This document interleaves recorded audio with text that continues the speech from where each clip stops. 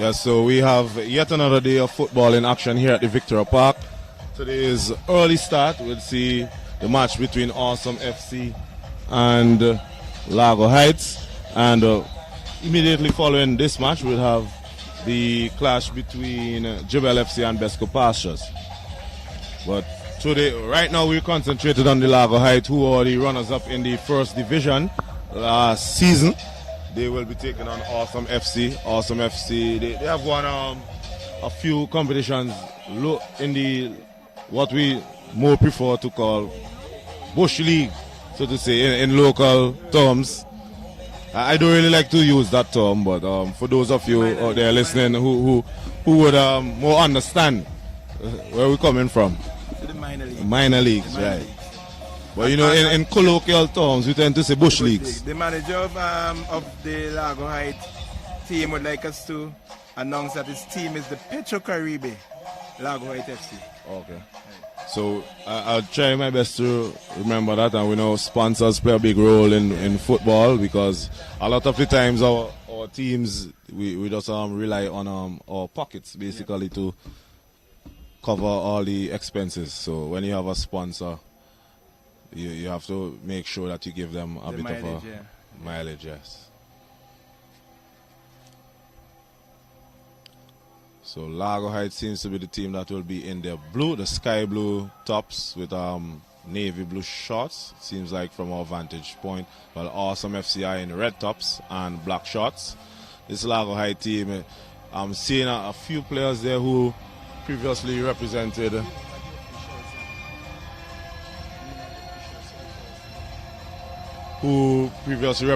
Stingers FC many moons ago. If memory serves me right, I think Stingers no longer exists.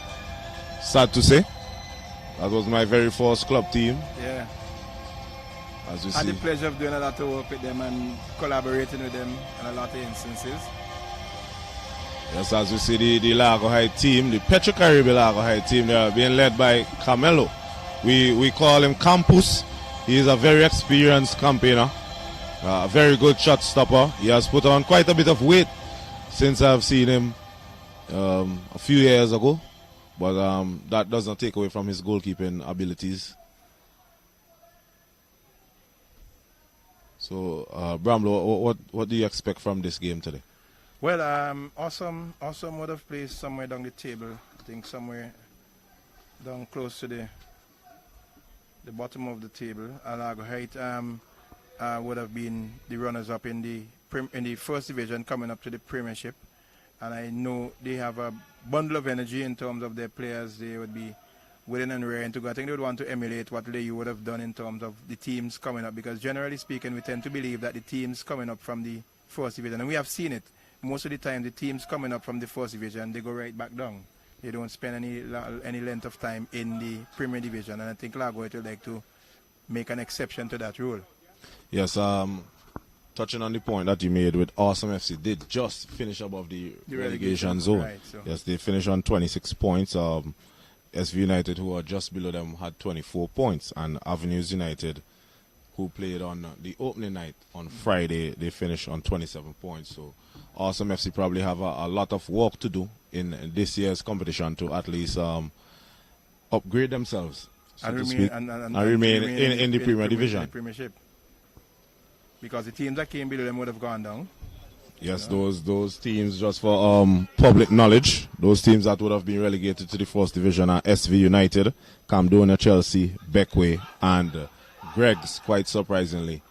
Greg's, who we know have an abundance of talent in their ranks. Beckway FC also, I think Beckway FC would have suffered from their coach, Kendall Murphy, having to do national duty, being elevated to national duty. So I don't think that the kind of attention that they demanded was really paid to them, and as a result they suffered in terms of their performances in the Premier Division, hence they're down.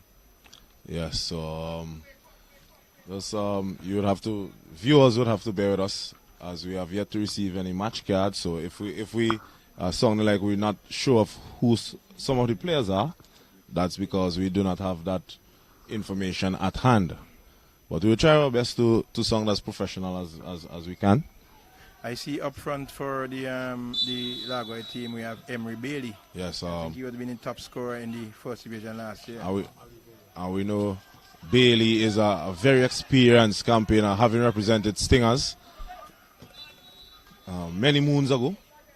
See, number 13 goes back to Eric, another former Stingers defender.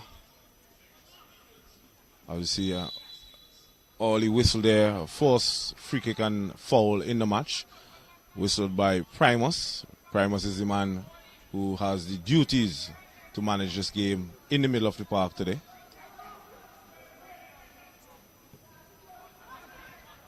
It's LARGO Heights, that's Petrocaribe, LARGO Heights FC.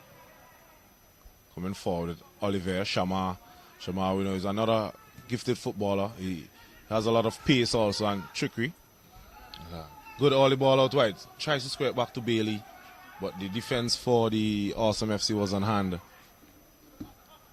as they look to come forward with their first meaningful wave of attack. And it's a poor attempt of a pass.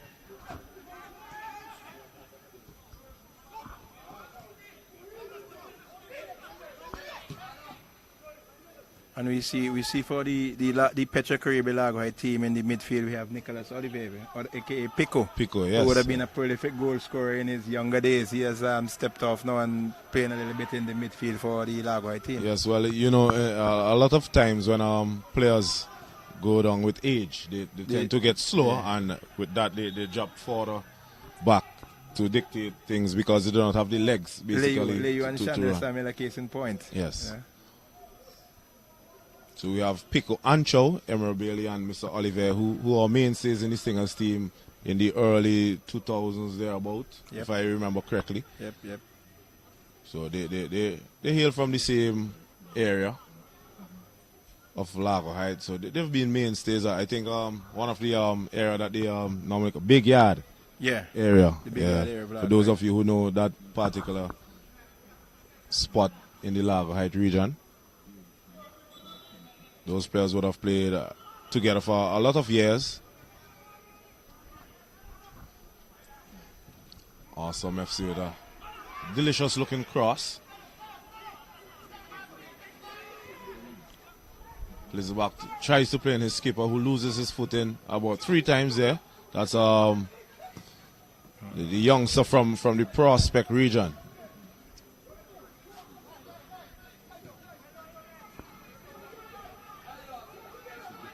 It's awesome. They decide to play safety first, knock it out of touch and start fresh. If you're just tuning in live, the Awesome FC team, they are decked in red tops with black shorts, whilst the Petrocaribe LARGO Heights team are in their sky blue or light blue tops with navy blue shorts.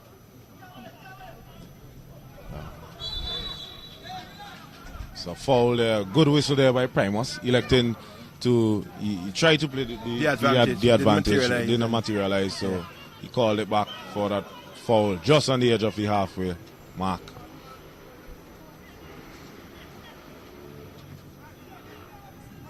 There's the number 13 for Awesome. Goes inside to the number 8. His name I can't quite remember, but if I remember well, he would have been playing for SV United. As we see a chance there for Oliver, who tried to get around the goalkeeper, but his touch was a bit too heavy. And no, he actually was offside. He was a little bit, the assistant referee had his flag up. He was a little bit ahead of the defense there, so he was caught in an offside position. So even though had he put that ball in the back of the net, it would not have counted. As you said, correctly adjudged to have been in an offside position.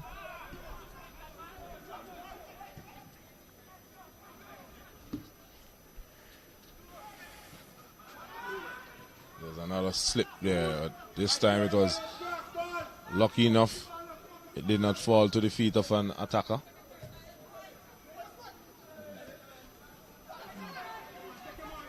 So this is number 21, the skipper for Awesome FC.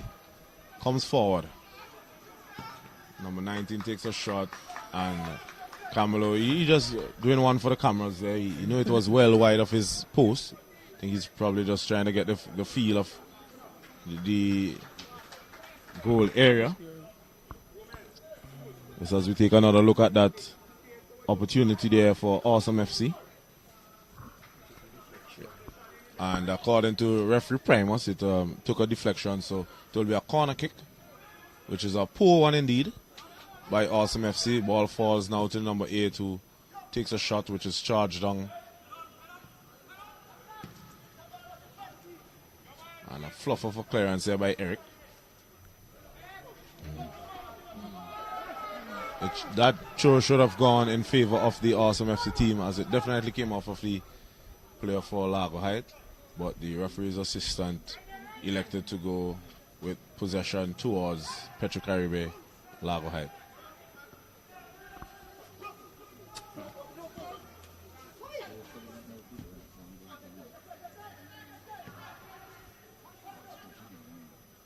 So it's Largo Height as they knock the ball about. Try to maintain possession, but a overhit pass goes all the way out for a goal kick to the Awesome FC team.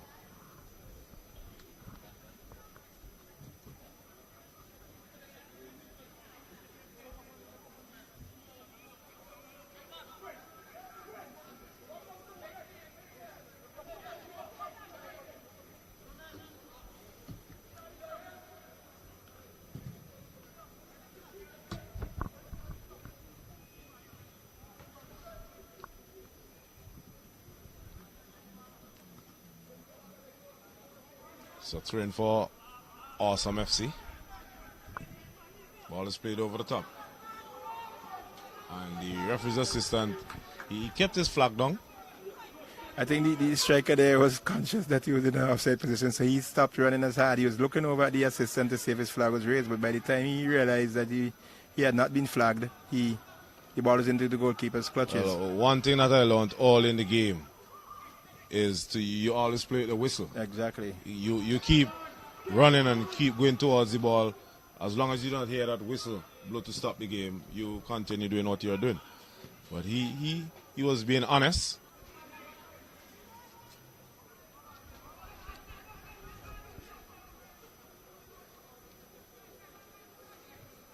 So a long throw here for the Awesome FC team. Picked up by the number 9, who goes inside. The return pass was not forthcoming.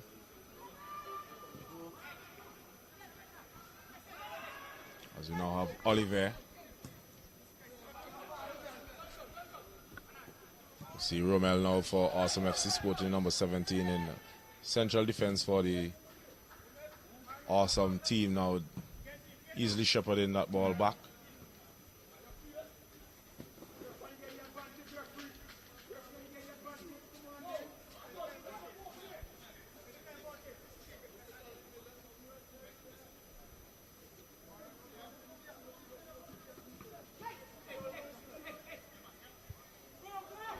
Ball falls kindly there for Awesome. Try to play it out wide to the number 11.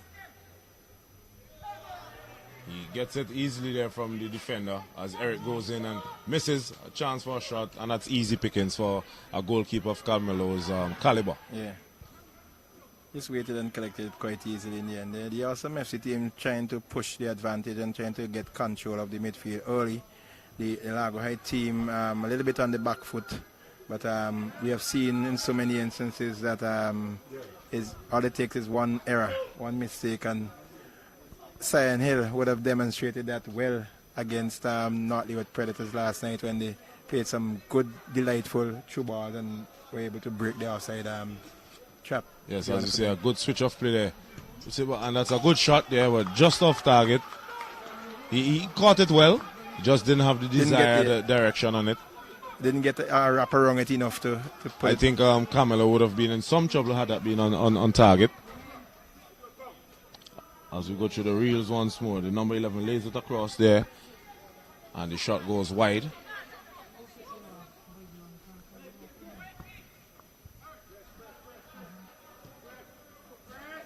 See Petrocaribe Largo Height. That's one of the twin brothers, Michael Culls, out there, the number 18. Yeah.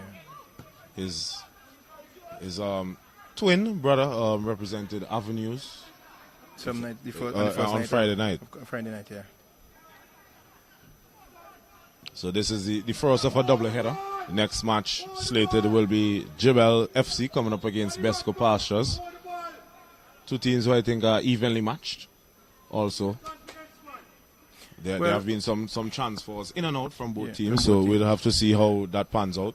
But I don't really think there's any big dividing line between the teams in the Premier Division. I think at any given time, any one of any team can beat or defeat any of the others. So it's not a case where you can have like in La Liga where you say Barca and Real Madrid are the top teams, although they're being they're way down the table. on current standings thus far, it's Real Sociedad and Atletico Madrid who are the teams who are showing the most consistency thus far. There is a mammoth clash that is probably taking place right now in La Liga with Villarreal and Real Sociedad. Villarreal started the game in third place, Real Sociedad in first place. Okay. So that goes to show that teams are benefiting from the lackluster performances of the big two in Barcelona, and Real Madrid. Real Madrid, who lost 2-1 against Alaves yesterday. And Barcelona, they did pretty well today, honoring the late great Diego Armando Maradona with a 4-0 trashing of Osasuna. And Messi scoring a sublime goal, as he normally does. I think it's his second or third goal from open play this season. And he played a tribute to Maradona as he took off his shirt and sported the Newell's number 10, which Maradona sported. That was his last club that he played for, if my statistics are to be deemed correct. As you see, there's a halt in the game. A slight knock there picked up by the player for Petrocaribe, Largo Height. I was looking at one of the games this afternoon. I think it was Wolverhampton Wanderers and Arsenal. Yes, that game kicked off about 3:30 thereabouts. Yeah, right. That's after my team would have drawn with Chelsea and got back to the top of the EPL. Spurs is my team, and there was a clash of heads. Right, yeah, and David Luiz and Raul Jimenez. Right, and they were saying that they had to do the concussion checks and thing. I hope that our federation and our referees and so on have something similar in place. If there's a clash of heads, do we have something in place where we do a concussion check, or the doctor? Do we have any medics nearby who know how to do that? Well, for the players' sake, let's hope, because we know that the rules have changed. That once there's a clash of heads, despite the severity of it, the game must be halted immediately. Immediately, yeah. I even saw in the cricket last night where Hetmeyer was struck on his helmet and he had to do a concussion check there, right on the field. The medics came on and they did the check and ensured that he was okay. Yes, I think now in sports they're taking a much more serious approach to those sort of injuries, as there have been a lot of players who have been injured with head-to-head clashes. And some survived. There are a few players that later on that's just it. So, and we know with the head, the skull is the main thing that protects the brain and so forth. And with a lot of headshots, you can have internal bleeding. A couple days later, it affects you and you. Nonetheless, it's a good day for football. The sun is not that hot at this present moment, but you're still feeling the heat that is coming through the few clouds.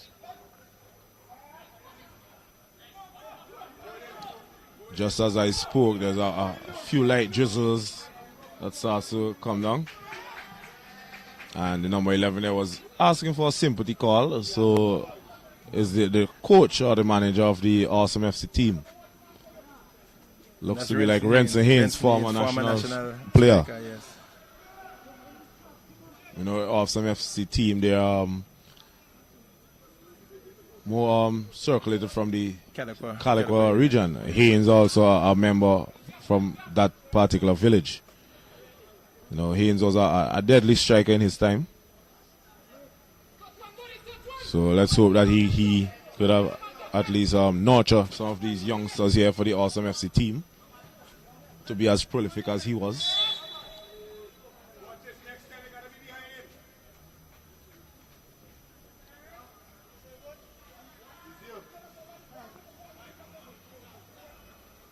So we see on the stoppage as the number 8 player is down there, the former SV United player. He's down, but he's back up to his feet and on the pitch.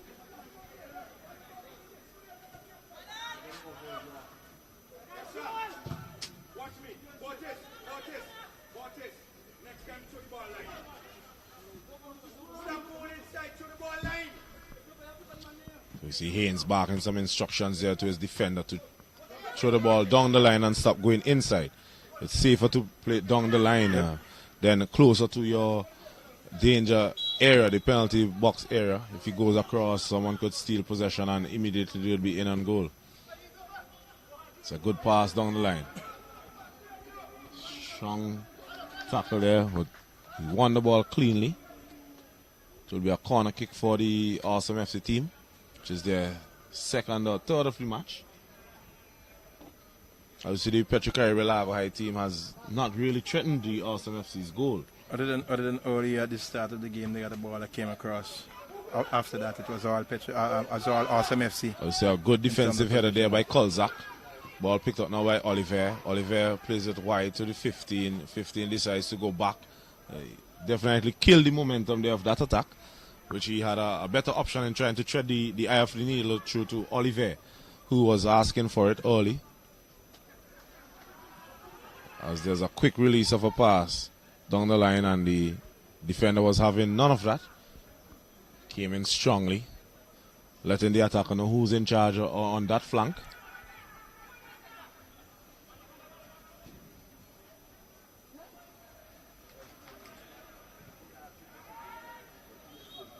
Easy decision there, offside. Threw it and never moved.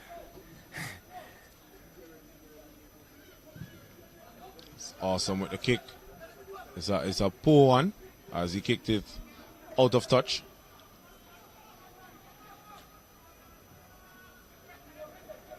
There's Eric, puts a big right foot through it. Getting some height but not the distance. Calls out, goes down the line, searching for Oliver. Oliver picks it up. Tries to open an ollie cross, can't get the desired direction on it, and it goes out for touch for a goal kick to the Awesome FC team.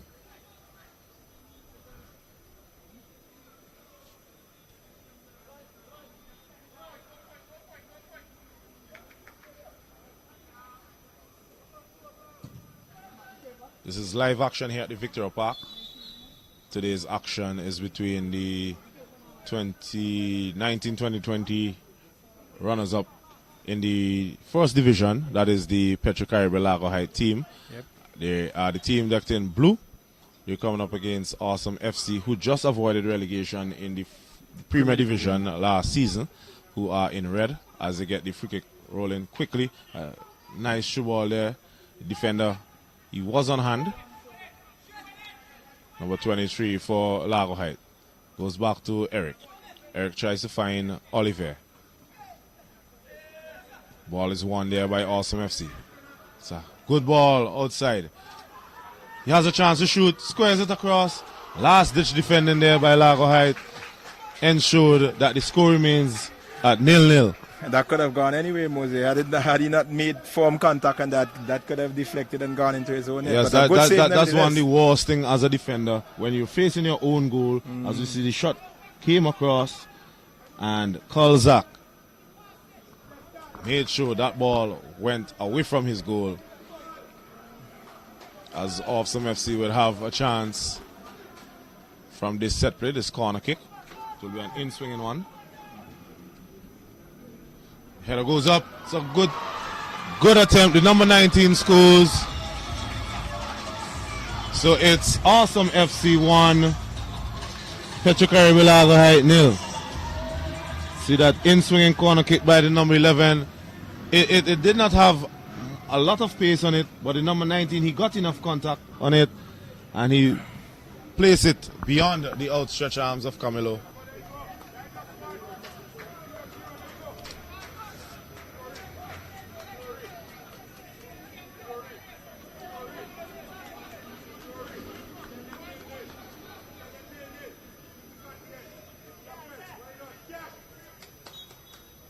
So that goal came in the 20th minute of play for Awesome FC. And they threatened just before that corner kick with that cross, that low cross, and they made use of it. Well, they would have gotten about 6 or so corners before that, you know, and they made use of this one this time. I think I'd still feel Camilo could have done could have done a little better there in terms of going at that one. It was a good header, but it didn't have it didn't have that power on it. I think he could have taken another step and then gotten a hand to it, but the striker did what he was supposed to do. He put it in the back of the onion bag. And yes, I think the way that he placed the header and it bounced just before the goalkeeper made it a bit more difficult to get it. And the conditions, the playing surface is not that great per se in terms of your footing. Yep. I myself used to playing goal, so I'm just siding a bit with the goalkeeper. It's a very, very tough task. Yep.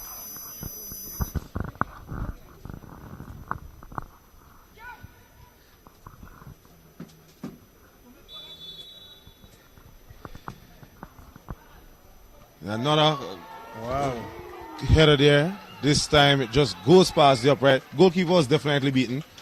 And he's looking at his defense and saying, thankfully we have God on our side on that particular kick. But I think even before that, the number 19 appeared to have been fouled being pushed in the penalty area. He went down, and I think they were trying to look to see if they can convince the referee that was a penalty. But he had nevertheless went wide. A good effort nevertheless. So Awesome FC have definitely dominated in this opening contest. The chance for the 1-2 there.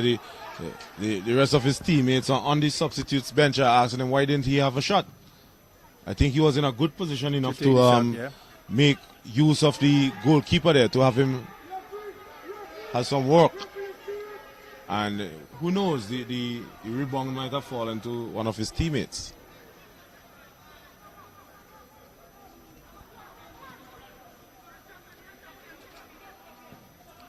This is Petro Caribbean LARGO Height.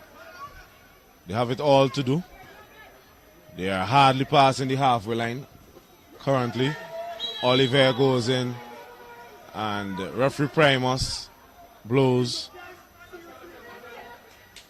There's no caution forthcoming. It was not that bad as it appeared to be.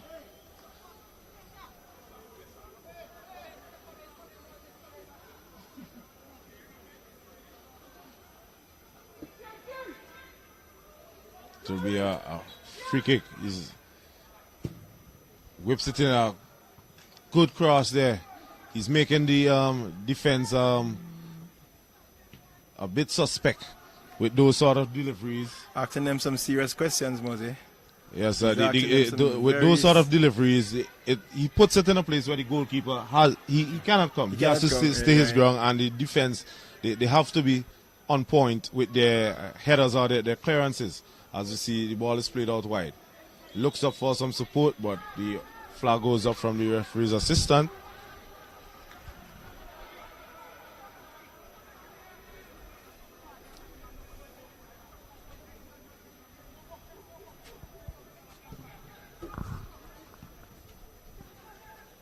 So here's LARGO Height. One person up top at the moment. It's Shama. But he can't get to it, as the goalkeeper with a big boot plays it downfield.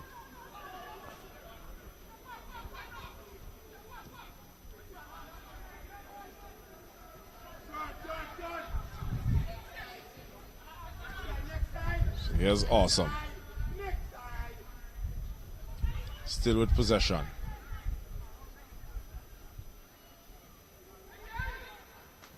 It's a good steal there by Oliver. By Bailey, sorry. And a shot there by Shama. He definitely made the goalkeeper walk this time, and he had no choice but to turn it away from goal. And it will be a corner kick for the Petro Caribbean LARGO Height team. First in a long while for them. First raid and goal in a long while. They have been on the back foot for some time now, as the Awesome FC kept pressing and pressing. They got their goal, and now LARGO Height will be trying to look for an equalizer. Yes, and that came after they were toying with possession just around the halfway line, on the far side. In swinging, close. He almost tried to score an Olympic goal there. But the header by, was it Bailey? It looks like. Yes, Bailey. Emery Bailey. shot this side of his head and went wide. And we know he's not the tallest person in the world. Yeah. Goal kick by Awesome. Finds his man quite easily. Number 9 gets the header over Camelo, but the defender was on hand to turn it away. A big clearance there. Had he put enough A little pace more on pace it, on that, then it surely would have been a lot of trouble there for the defender. But he was covering nice nevertheless, so he was able to get back behind the goalkeeper. He saw the danger and he was able to avoid that.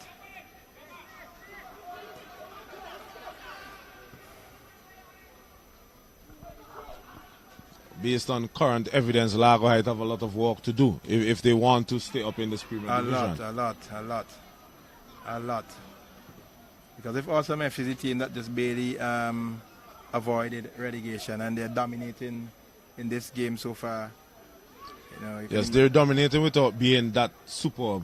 Yeah. And the Largo Heights team are not really doing much to conquer them.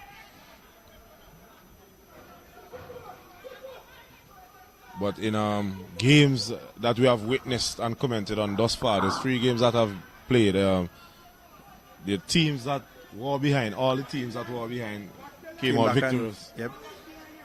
So far in this the 2020-2021 National Club Championships, it's a tale of come from behind for teams. So maybe, just maybe, Largo Heights could count on that based on current statistics. Well, we'll wait and see how that goes. All it takes in the game sometimes is just a goal, a moment of luck, a moment of good fortune, and you get yourself on the scorecards. And before you know what's happening, it's 1-0, it becomes 1-0, and all of a sudden the momentum and the juices start flowing, and you see a different Largo Heights. You wonder where was the same all the time. Yeah, that's the beauty of sport for you. Yep. And Largo Heights, if they can make this set piece count for them, then maybe we could see a comeback. Foot coming, Oliver with a header. It's easily into the arms of the custodian there for the Awesome FC team. Don't think he would have an easier catch than that all day.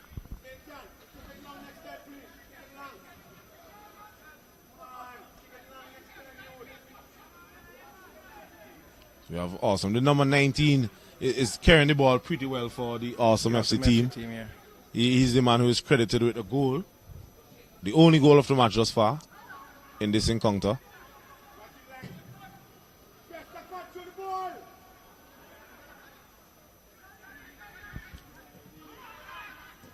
Strong challenge here by Oliver. Leaves the Awesome player on the turf. Bailey with a fluff of a shot. This time, goalkeeper takes control of it easy.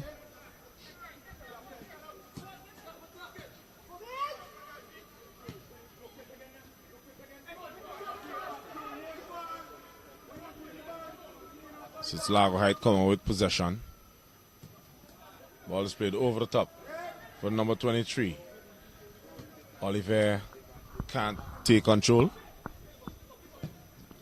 It's a good attempt of a shot there. Just need a bit more fizz behind of it. And it was direct at the goalkeeper. Had it been at least another 2 feet away from him, might have spelled some trouble for him.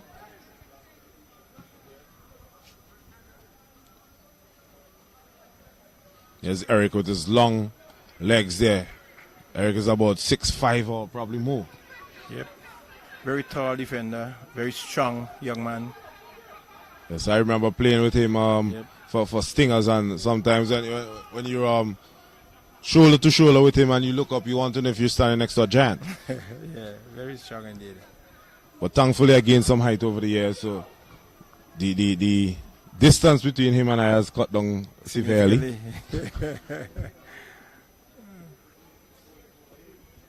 So we see the crowd is just coming in. It's still a pretty small crowd at the moment, but it's slowly building. Don't think we'll see a replay of Friday night. Friday night. Friday night was quite a outstanding crowd here. That was start of the weekend, opening of the tournament. We know that it's Sunday night, it's Sunday, and people will be getting ready and preparing for the start of the work week tomorrow. So we may not see that bigger crowd today, but nevertheless, we are seeing some people trickling in. Yes, just as the crowd is coming out, the sun is coming, making its way back out, and not that good for us here in the commentary box. Not much of a box to see. The commentary tent. But we're here, we're doing our thing. That won't stop us. Bringing to you live action here at the Victoria Park between Awesome FC. They have a slim 1-goal advantage. They are the team decked in red if you just joined us. Largo Height, the Petro-Caribbean Largo Height team are in the sky blue tops with navy blue shorts.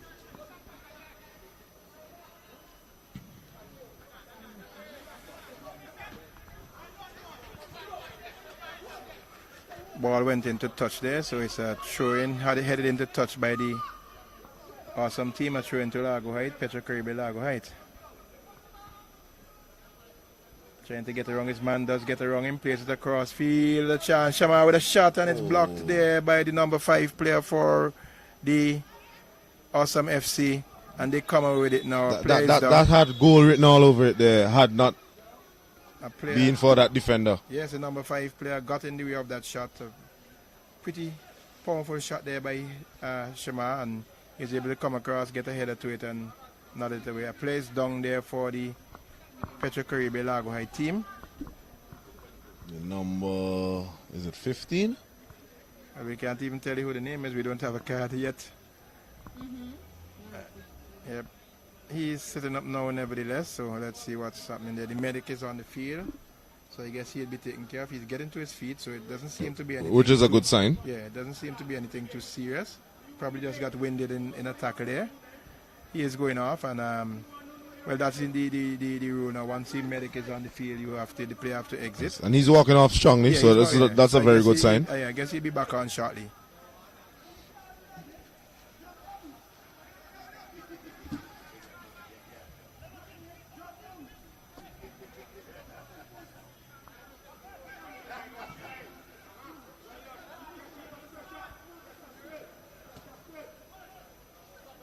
So here's Largo Height with possession in their own half at the moment. Trying to conjure up an equalizing goal. So a deft touch there by Bailey.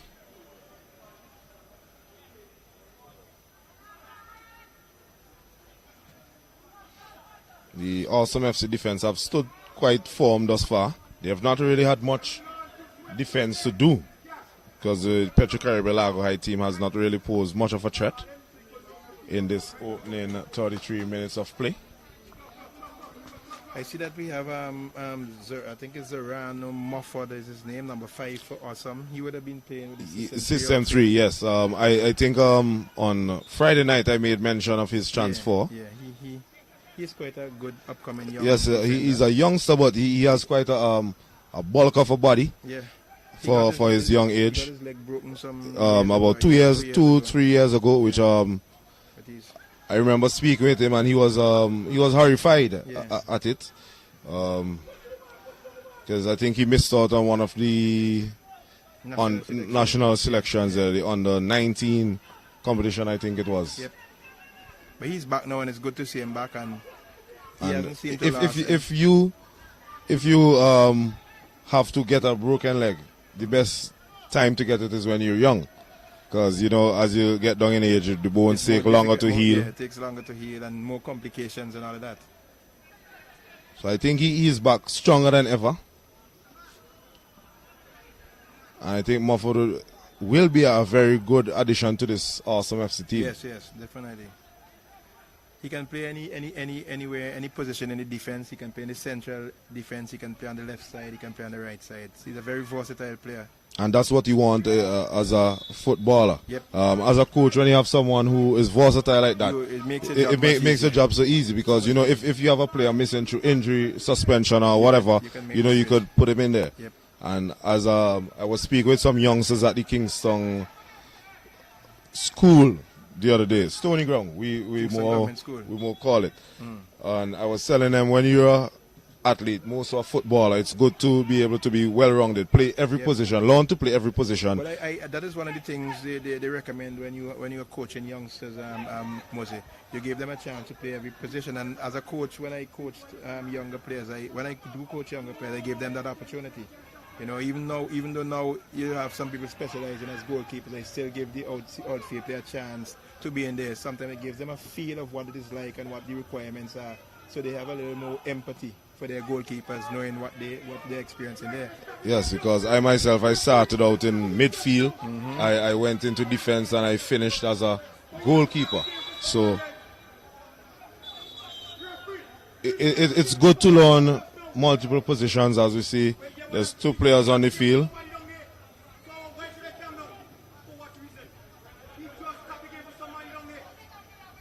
So you see players from each side are down. There's JEBELLE for the Awesome FC team, the captain. And the number, I'm not sure of the number for the LARGO High team. The LARGO High player was fouled on his way to goal, so it should be a free kick for the LARGO High team. But the referee stopped the game because the stretcher is called. The stretcher is called now.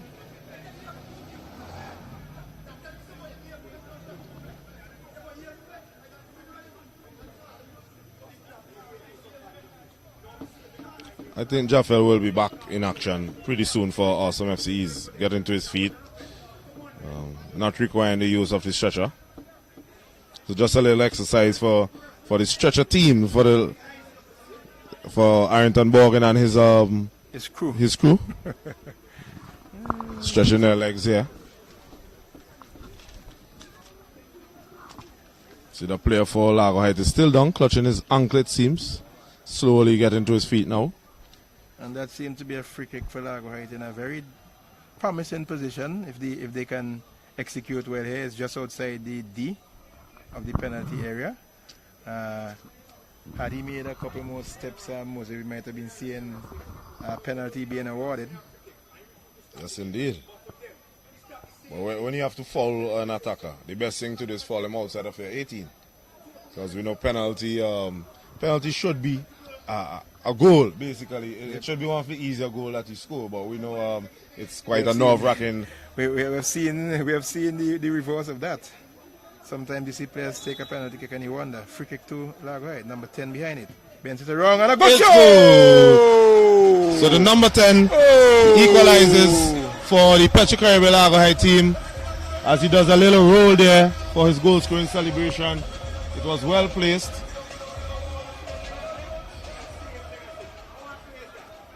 He took it, went around the wall, and into the top corner. The goalkeeper had no chance, and it's all level pegging here at the Victoria Park. A beautifully taken free kick there by the number 10. You know, as I said, it was in a dangerous position. It was almost center, just a little left of the D, but in a very dangerous position, and he was able to take it over the wall and into the back of the net. Yes, so the equalizing goal came in the 38th minute of play for the Petro Caribbean LARGO High team. And let's see what this goal would bring to the game. It just might lift the spirits of the Petro Caribbean LARGO High team. Well, we mentioned earlier that in all 3 games that were played so far, the team that was behind came back and won. Is it the start of something for LARGO Heights? Well, I mean, I've been pretty accurate with my predictions thus far. So we'll wait and see.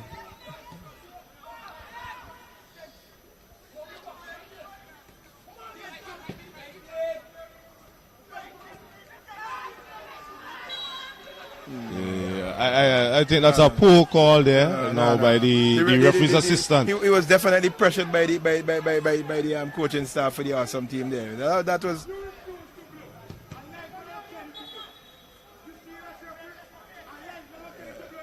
The referee needs to stamp his authority. Yes, I think too the referee Primus, he was pretty far away from the action there also.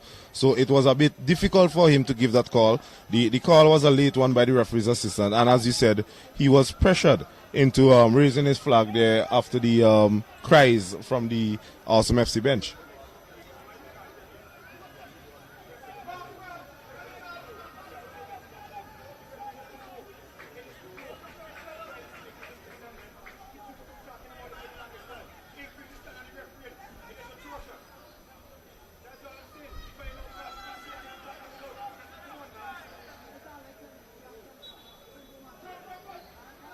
to the number 8. It's another free kick. This time it's not as good as his previous two. Allows the Petro Caribbean Largo Heights team to break. Poor attempt of a pass there by Bailey. He was looking for the run there of Mr. Shaman, but a good shot there by, was it Mofford? Zamora Mofford. Strong shot there, but it was rising, ever rising. No trouble there for the goalie. And as we look up into the mountains, we see it's overcast. The rain is coming down. We've had rain for the whole weekend. We had a trough system passing over the area, so we would yes, get rain. I think we also had a flash flood warning today, which was in effect. I think the northern side, the windward side of the island had quite a few landslides. Yes, in South Rivers and Connery and among them. Which those places, they are always, most of the time when you know that there's a lot of rain, you can almost always say that there will be landslides in certain areas. Yep.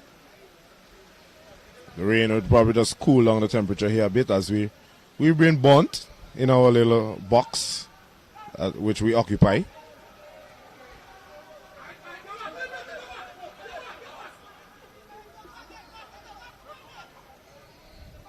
A throw for Awesome, taken wide. Good job there by the Largo Heights defense. At this time, they come forward, plays it downfield, picks up Bailey. Bailey cushions it well, and is fouled there by Rommel. That should be a caution as Primus goes into his pocket, takes out his yellow, brandishes it. Number 17. So number 17, Rommel.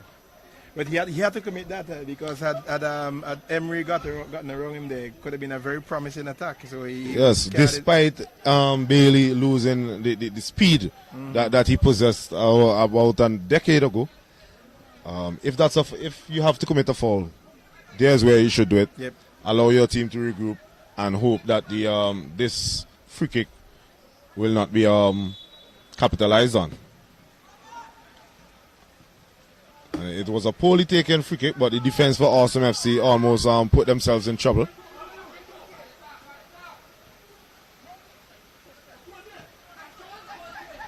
So here's Kolzak for the Largo Heights team. Plays it out to Shama with a poor force touch.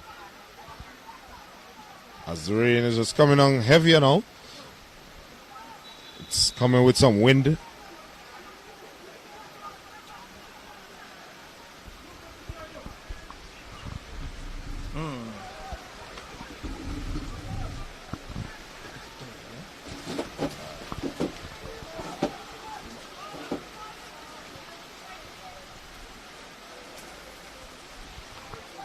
Yes, it's a chance for, and it's a goal. Look at that. Lock on his side. Is it number 19? Is it? Or is it number 9 this time? The cross came in. It was low. He took a shot.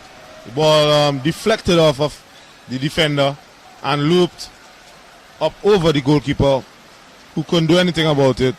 As the ball nestled into the back of the net, Awesome FC, they regained their 1-goal advantage. It's 2-1 against the Petro Caribbean Largo Heights team.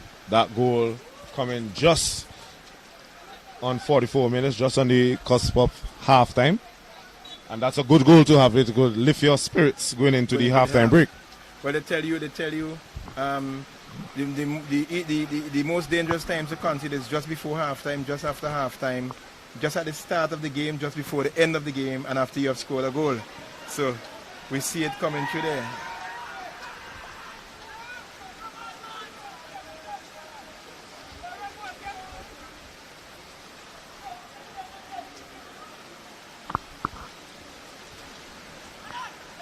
So here's Jaffel for the Awesome team. Plays it out to the number 30. Plays in a good cross. Goalkeeper comes, caught in no man's land. And the number 11 there, he elected to go with his chest area, when I think he would have been better served taking control of that one and trying to fire a shot, or at least play it back to his strike partner. And that's the end of the first half here between the Largo Heights, Petro Caribbean Largo Heights, and Awesome FC. Awesome FC securing a 2-1 advantage Scoring at in the halftime level. Scoring in the 20th and the 44th minute of play. Goals by the number 19 and the number 9. As we said at the start, we do not have a match card on hand, so we are a bit handicapped in terms of names. Yeah.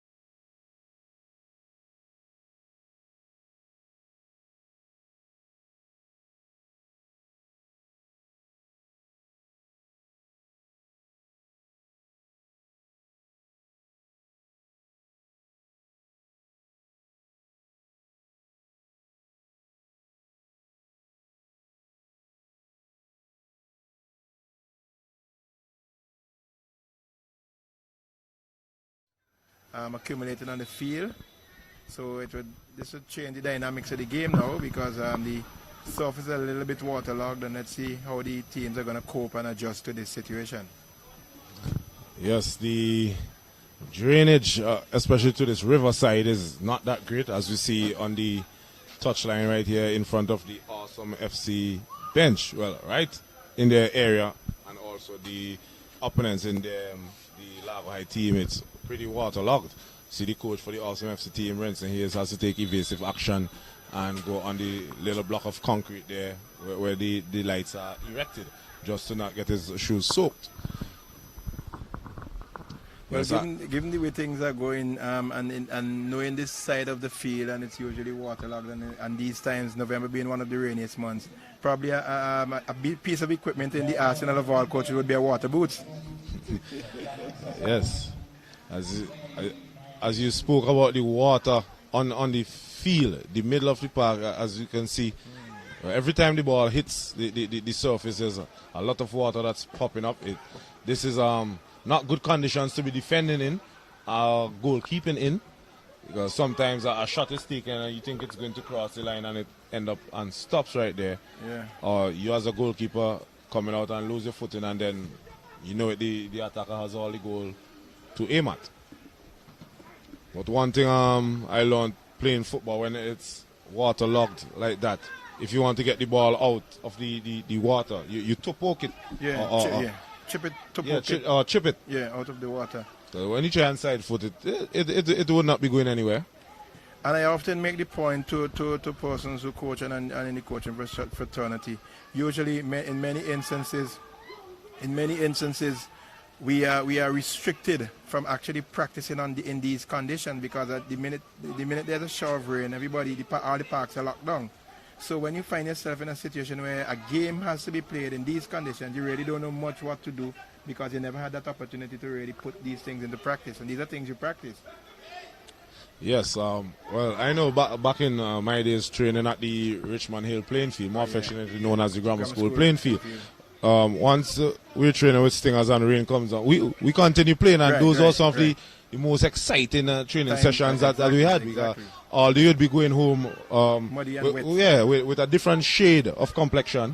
You had fun, and you learned a lot, because you were able to adapt, you know. I remember some years ago in a World Cup qualifier at Annisvale, we had a heavy torrential downpour, and the field was very waterlogged. Shot and goal over the top. The field was very waterlogged, and the Guatemalan team, you know, they came out in the first half, they were soaked to the bone, and in the second half they came out bone dry and brand new, another dry uniform. St. Vincent and the Grenadines had to come back out in their same wet uniform, and they really give it to us. I think they beat us 4-1, something in that order. Yes, that's one thing that I've said time and time again, is that the lack of equipment that we possess as football clubs and teams, it's pretty below par, because in a lot of these other international teams, despite their stature, and we being a third world country, so to speak, we do not have that sort of a thing on hand. But nonetheless, we should at least be able to have 2 kits. But well, I think that has changed now significantly, because the governing body has been pumping a lot of money into the development of football at all levels, and so we are seeing now that players are getting equipment. You're getting better balls, you're getting other equipment that you can use in training. You're getting shoes for players and all of that. Teams are getting uniforms. Female teams are being encouraged. So all of that augurs well for the development of the sport and the development of the game in St. Vincent and the Grenadines. Yes, as we saw a contentious free kick call there by referee Primus. The entire Awesome FC team, they were not in agreement with that call. Skipper Jaffel, he went into the referee's handbook for dissent. Yeah. So he just has to watch it. I know that he's a small guy, but he's a very hot-headed figure. If you could get into his head, you could cause him to do something stupid. But then that doesn't speak well for him as a captain, because I mean you pick up a yellow card for something as trivial as that, and in the end you have to make a tackle to save your team. That's your second yellow card, and you're off the field. Your team is 1 player down. So why in most instances you will not change the referee's decision. the referee's decision is not going to be changed. He has already made up his mind. So just go with the flow and allow that to go. You argue, you get a card and put the team in jeopardy. A player's down there for Awesome FC.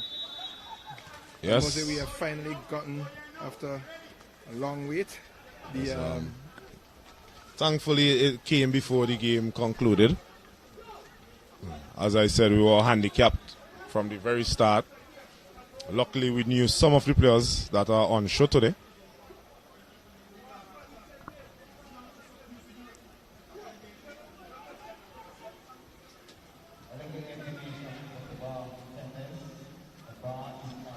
So that's Colin Joseph, the guy down on the turf.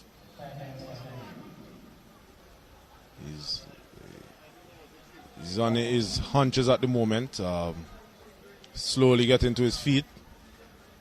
But I think that he will continue. He's just holding his head there a bit.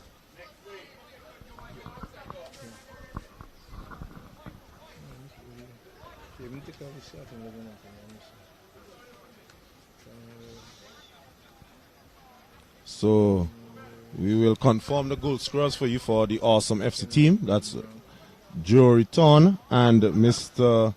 Josh DeGrads. Number 19. Yes, number 19 and number 9.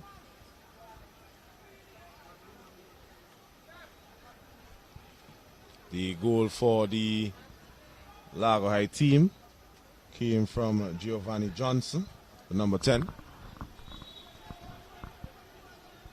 As Colin Joseph for the Awesome FC team enters the match. He re-enters after that brief stint out there for some medical attention.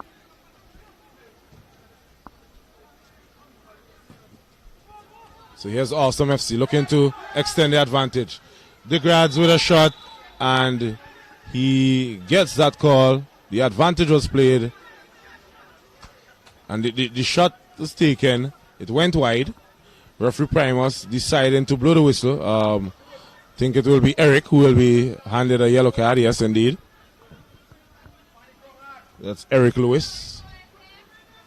But I'm not agreeing with Primus there, Bramble. No, at all. Because yes, the shot was taken. He did play the advantage. Yes, you can give the guy the yellow. Right, but, then it should not be recalled. Recalling to take the free kick again. Had he did not get the shot off, then I could have seen it. Right. So it's still early in the in this competition. We see there's still some work to do with some of these officials here in terms of getting them up to speed. And that has been a bone of contention for the whole of the season last season, and already in the start of the competition we have seen, we have the FIFA officials in Kenran Seki, Daniel Moet Games, and Denroy Barker. They do quite a good job when they are in charge. John Hines holds his own, but after that we have a sort of a falling off in terms of the standards, in terms of the referees, and they will have to work on that significantly. So it's Mofford with a free kick there. He went for sheer power, no direction whatsoever, not troubling the goalkeeper, and he's annoyed with himself. He can strike them pretty well, but this time it did not come off as he wanted it to.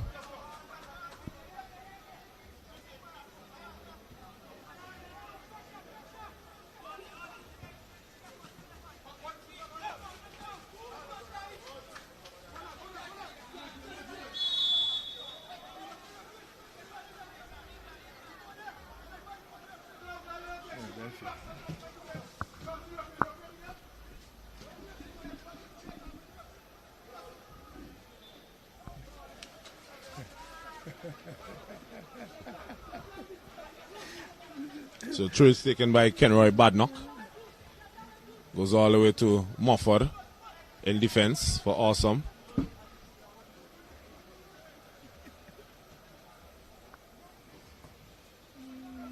Here's Joseph. Plays it out wide to the number 13. That's Curtis Dixon. Dixon returns the pass to Joseph. And that's an easy offside decision. All of the attackers there for Awesome were cemented in an offside position. They did not even try to come back from it. So here's Lewis, the latest player to be cautioned for this Largo Heights team. He plays it out of touch.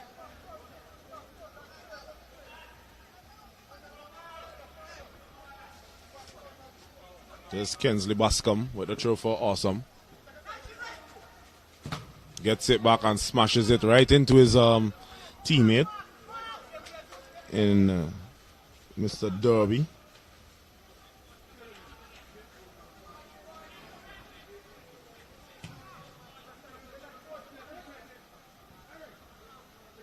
Yes, so just going back the goal scorers there for the Awesome FC team. It's a goal apiece for Delquan Derby and Jory Ton. Yes, some of the way that these numbers were written, it's a bit difficult. Here's Ton making himself a nuisance there for the defender there, that is Kolzak.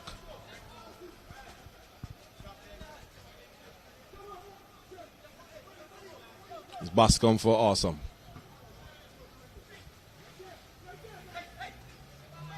Loose ball, picked up now by Jaffel. Jaffel plays it across.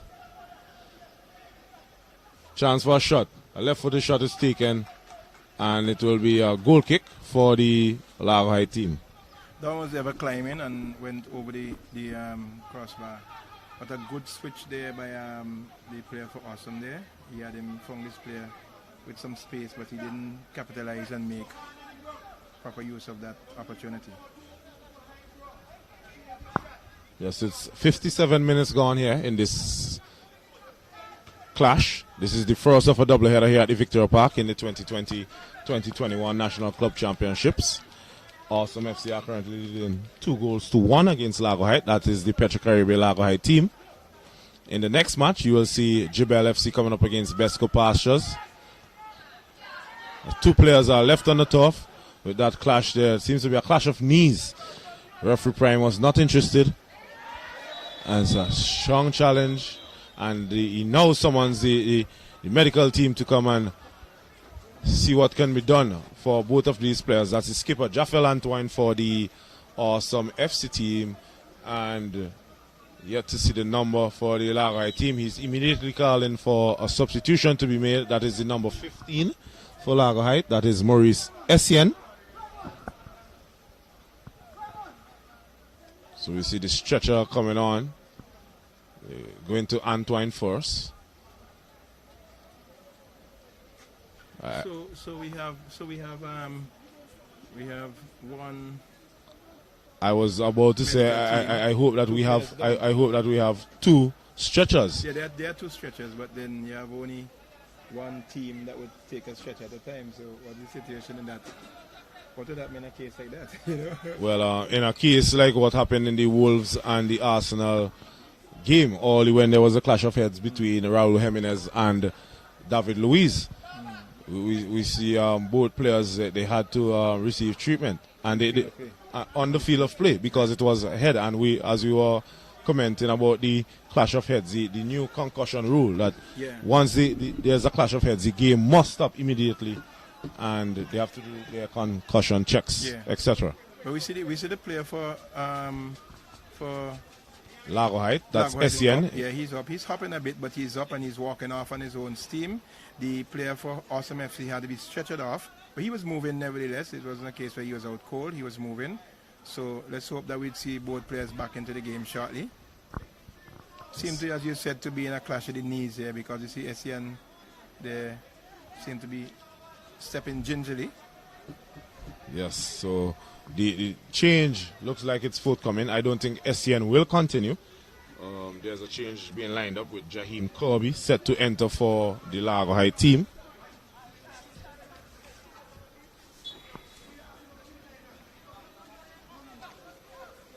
Yes, so I think that's the end of the evening for Mr. Essien for the Largo Heights team. The change is not yet made, as they're probably just confirming the card that it's done properly. So Shama nicks away possession, nutmegs the defender. The defender does well to retain it. And once more he loses it. Colin Joseph goes down. A desperation attempt to win that ball. Unable to do so. Strong challenge in the end on Shamar. So it'll be a throw into the awesome team.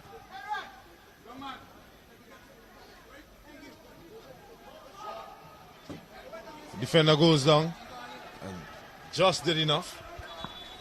And there is a corner kick for the awesome team as we now have Kirby enters for the Largo Heights team. Yeah, and Kirby would have been a player who came through the ranks of the Largo Heights youth program. I would have seen him playing at the grammar school playing field. He has really grown up. He's still quite a youngster, a young player going to school, but his game has really improved to some extent so that he's now playing with their Premier Division team. Yes, it's a high in-swinging corner kick, but the goalkeeper there for awesome, he was confident in that take. That's Clinton Kelly, I think it is. Yes, Clinton Kelly.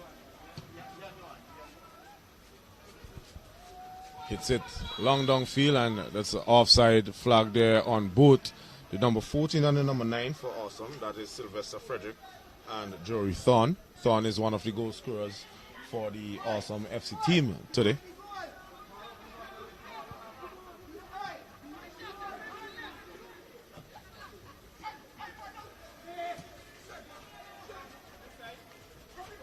So here's Lagai, number 23. Shin Boy displaying some neat footwork and then loses possession and creating a foul.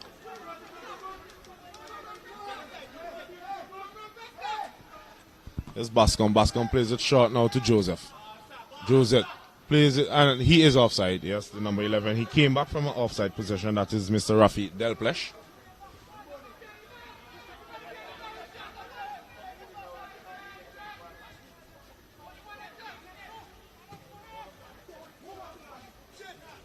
So that's Boy. Boy tries to find Bailey.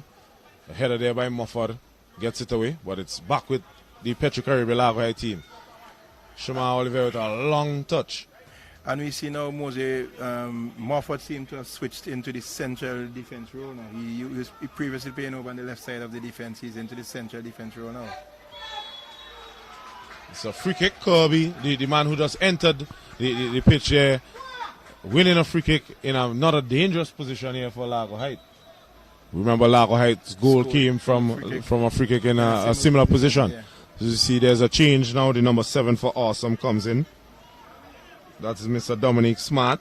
He replaces the skipper Jaffel Antoine, who did not continue. So we see both players there who had the clash of knees. They failed to continue in the game.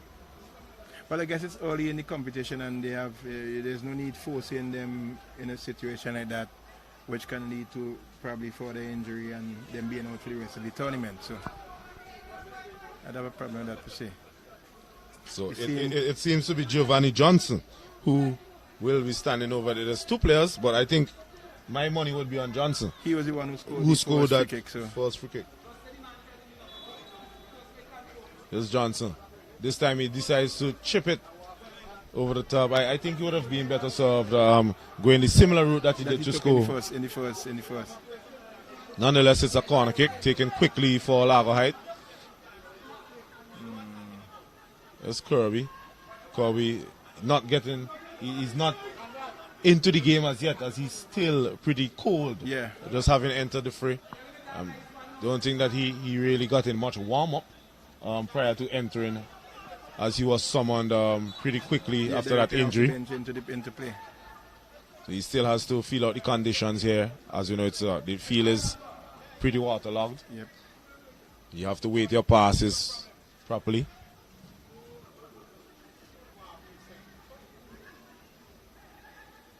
And Shamar tries to get away from the defender, unable to do so.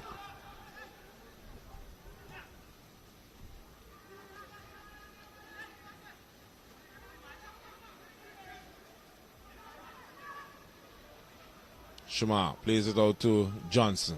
The water playing defense there for Awesome. The 12th man.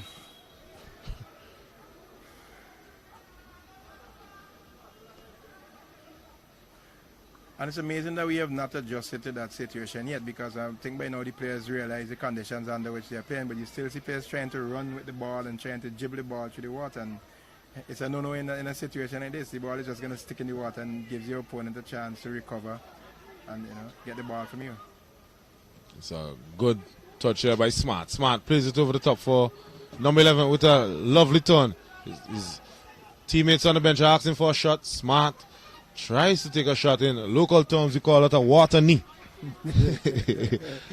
As he couldn't get any connection at all on that delivery. Train is taken quickly.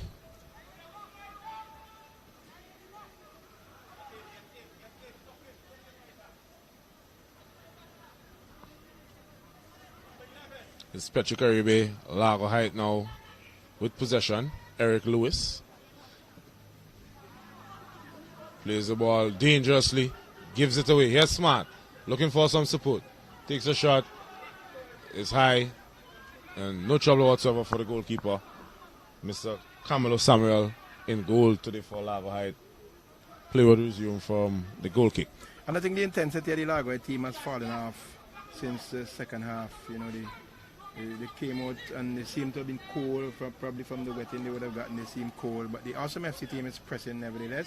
Let's hope that Largo Height, they are one goal behind, and let's hope that they can prove their worth. Shumosin coming from behind, and trying to get another goal. But well, it will be a pretty tall task, but here's Awesome FC with another chance, and once more the playing surface coming to the fore for the defensive team. Yep.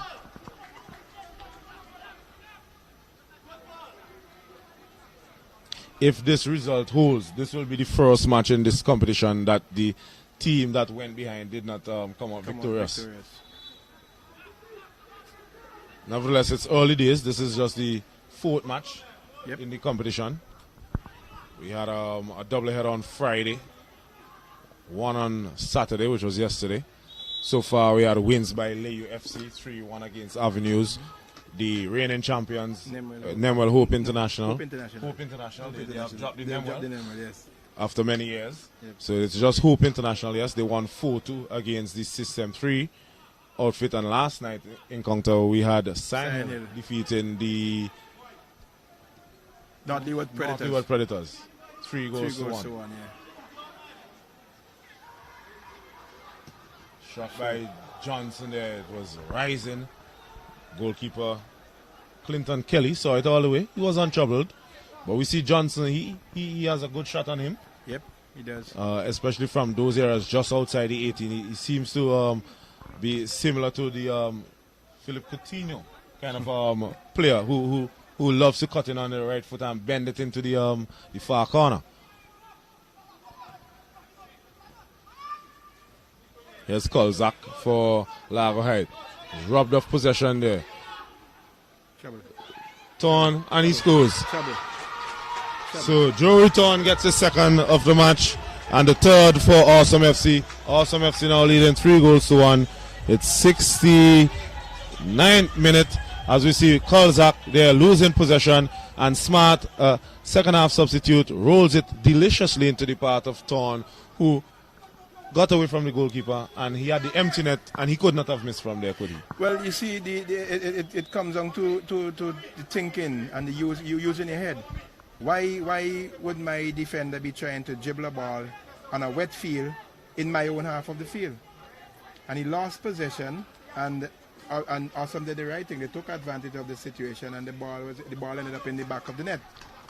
Yes, and from that particular spot where he lost possession, there was probably only one other player which was close to him that could have gotten it, and the simple pass Smart Yep. played just across into the onrushing feet of Torn, who made no miss at all and increased the advantage for the Awesome FC outfit.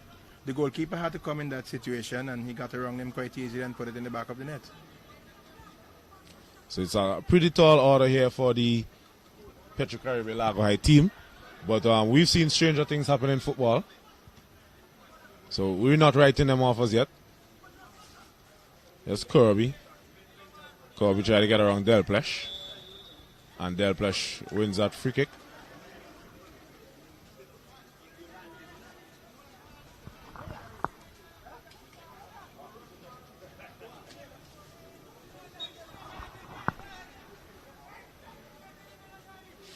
It's Bascom with the free kick for Awesome FC.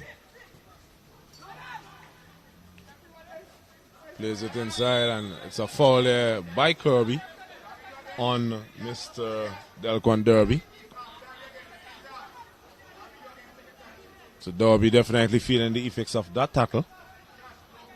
As we see Largo Height line up another change.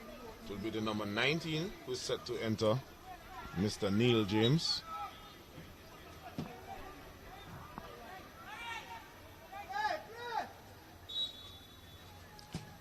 So Bascom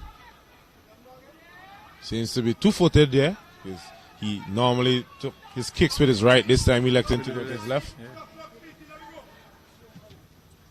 Yes, Samuel. Long punt downfield. Largo Height trying to reduce the deficit. Strong challenge here by Mufford. You heard it. And the bench is applauding that effort. Zamora Mufford, despite his young age, he has this muscular structure, and I, for one, would not be wanting to go into a tackle with Mr. Mufford. That's easy decision offside there on Smart. And this time the change will be made. It's Neil James coming in. We're just waiting to see who he will replace. Seems to be this player, the number 4. Is it? Yes.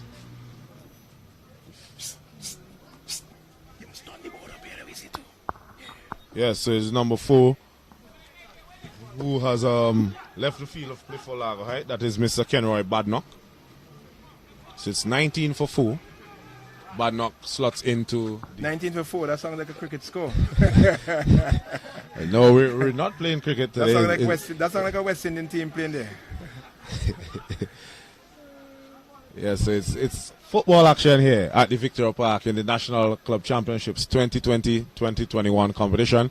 Currently, Awesome FC, they have a 2-goal advantage. They're leading 3-1 against the Petro-Caribbean Largo High team.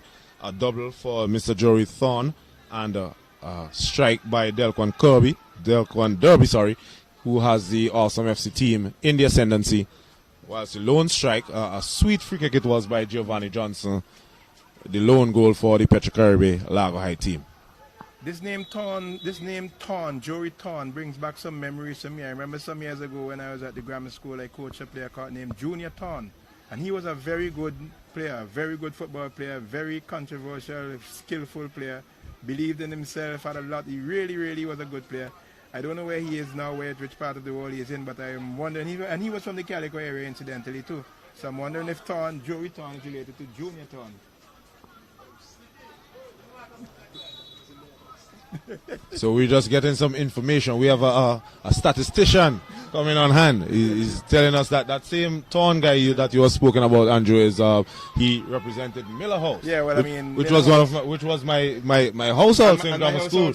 So we have a barrage of Miller House players here. I myself was a former house captain of Miller House. Yes. So I'm no slouch in the athletics field also, but age has just catching up with me. Yeah. As we see Shane Boy, he was lucky enough that the water stopped it. And a Jay that would have gone into touch. So here's Del Plesh. Del Plesh plays it down the line for Smart, who is yet again flagged for offside. As we see a change being lined up here for the Largo High team. Number 17 is coming into the match. That is Ralph Odenge. He replaces the number 18, Mikhail Kolzak. And we have the Awesome FC team also line up a switch. It will be Horschel Bergen is going to enter in a few minutes. As we await the fancy digital board. We were crying out for it on Friday night. We got it now. We got it now. So it's a free kick. Johnson to take for the Petro-Caribbean Largo High team. You'll have to whip this one in. If he scores from here, that would be some feat. Well, the goalkeeper would have to be some sort of a slouch to allow that to happen, but so he did curl it inside. It spelled a bit of a trouble there for the Awesome FC team, especially with this sort of a surface. The ball hitting the turf and the skidding. On. Never good for a defensive team in such conditions. As you see, Largo Heights with a corner kick. It's easily dealt with there by the Awesome FC team who can break. But that attack comes to nothing. The youngster who just checked into the match there, the number 19, as the water held it up. Samuel, a chance now. Tell you, this playing surface, it is quite problematic as Colin Joseph tries to catch Camelo Samuel out. And what Joseph did there is what the player before should have done. You know, lob it in the air over the goalkeeper. Had he done that, he would have gotten a goal. But he chose to go low and it was blocked. So it will be a substitution now for the Awesome FC team. So Horschel is going to enter for the number 14, is it? Yes. So Horschel Borgin comes in. He replaces Sylvester Frederick. Borgin, the son of Arrington Borgin, who is mastering the medical team with the stretcher. So let's hope that he will not require the services of his father today. I hope I do not bring any commentators' course.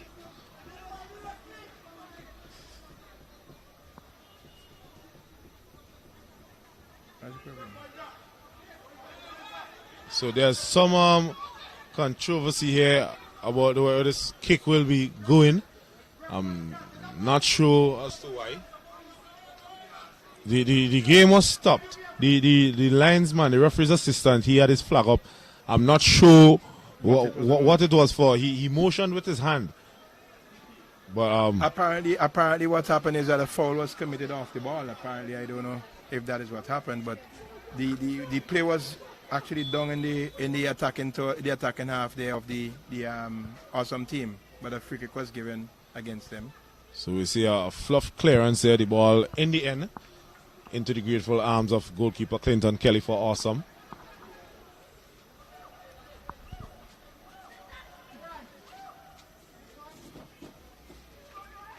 Ball is played out now to Thorn.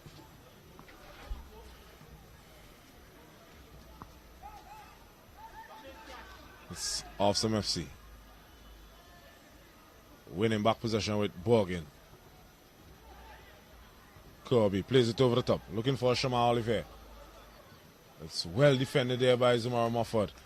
He has not put a foot wrong tonight. No, really. Everything has gone well for him so far. And it will be a substitution for the Petrocaribe Largo High team. That is the number 14 replacing the number 13. So it's Alfonso Julian in. He comes into the match in place of Mr. Ronaldo Baines.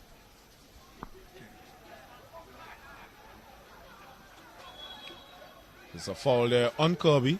A free kick now to the Petrocaribe Largo High team. It's 78 minutes on the clock. Largo High has to score 2 goals to get something from this match. They can do so, starting with this set play with Johnson, Giovanni Johnson. This time he goes direct. The goalkeeper got a hand to it, knocked it down, and now the Awesome FC team can break. Switches me, it's a good switch. Del Plesh, but goalkeeper Samuel comes out, put a big boot through it, and it falls to the Awesome FC team. Yes, Kirby. Oh my goodness, that might be a red. I think that. Oh my goodness, I think Thorn could be in trouble. Yes, Kirby is ejected. It was high, it was on his shin, and it was nasty. It had to be no. Oh my goodness, I just saw the replay, and it's not one that you would want to see. I think his foot might be broken. Oh my goodness, you could see the pain on his face. I think his foot might be broken. I hope not. I hope not. It was. Oh my Lord! Before the collision, the contact from all where we are in the. Yes, in the it was stud on bone. Yep. Oh my Lord! That replay. It's not something you'd want to see again. I can tell you that much. I cringe from where I was here.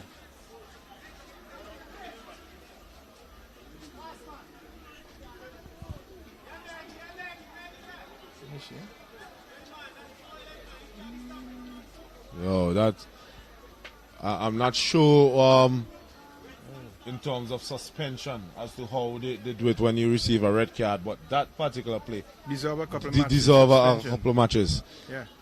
Because he made no attempt whatsoever to win the ball. I do not even want to comment too much on that. The way that he went about it.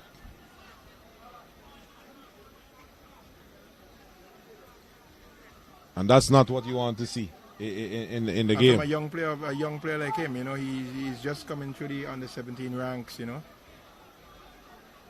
It's really terrible. Let's hope for Tons. It's Ton, right? Is it Ton? It seems to be. The number 9. Yes, Jory Ton. Yes, let's hope for Ton's sake that it's nothing too serious. Well, we will check in and try and get some information. Hopefully before the end of this match. There's 9 minutes of regulation time remaining here. It's a foul there on the Largo Height defender. So we see Awesome are yet to put a replacement in place of Thorn. So at the moment, Awesome are playing with a man shot. Maybe the Largo Height team could use it to their advantage.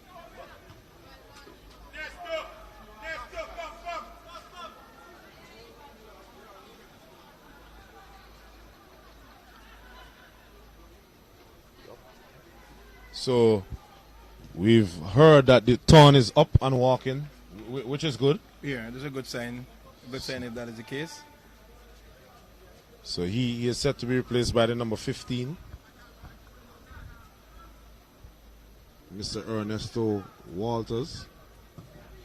And Thorn is the man who is responsible for putting the Awesome FC team in this driver's seat at the moment. He scored a double. And his teammate, Delquan Derby, had the other goal thus far. Smart is offside once more. Smart has been flagged offside about 4 times since his introduction. A little bit too speedy for the attack there. It's nice to have the speed, but you have to be able to know when to make your runs and how to make your runs. And it's also good to see Smart back playing football. Smart suffered a broken leg also about 2 years ago. Okay. He was out of action for a while. And he loves the sport, I can tell you. And he's back. He's a strong tackler also. Another pause you would not like to go in a 50-50 with. Okay. So we see Ernesto Walters just waiting on the side to enter the fray. His team is definitely in the driver's seat at the moment. And the ball is now out of touch. They're still trying to get the numbers on point. So it probably new equipment. Those responsible with manning it probably not up to speed with it as yet. Might take them a few matches. So the change is made now. Ernesto Walters in for the injured Jory Thorn.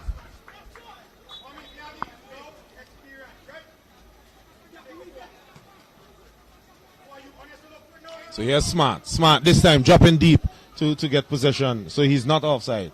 But he failed to do anything meaningful with it. And the Awesome team seemed to have a much stronger bench in terms of their substitutes than the Largo Height team, because the substitutions that Largo Height would have made so far, in my estimation, would have weakened their team performance, as opposed to Awesome, whose performance have remained on par or even stepped up a bit in terms of their substitutions. Yes, so the gulf in class is definitely there to see. As we said, the Largo High team, the Petro Caribbean Largo High team, they were the runners-up in the first division, so they were promoted. Yep. and the Awesome FC team, they just finished just above regulation. So both have points to prove. Today it has been Awesome FC who are starting in the ascendancy. Thus far they have 3 points. Well, But it's still, unless something drastic happens. which I do not see Happening, forthcoming. no. Not from the base of play that we've seen, From Largo Height. Awesome FC, the Petrocurry Largo Height team. You know? They did But have chances. It's still early in the season. This is just the first game for them. So they would have some time to go back to the drawing board.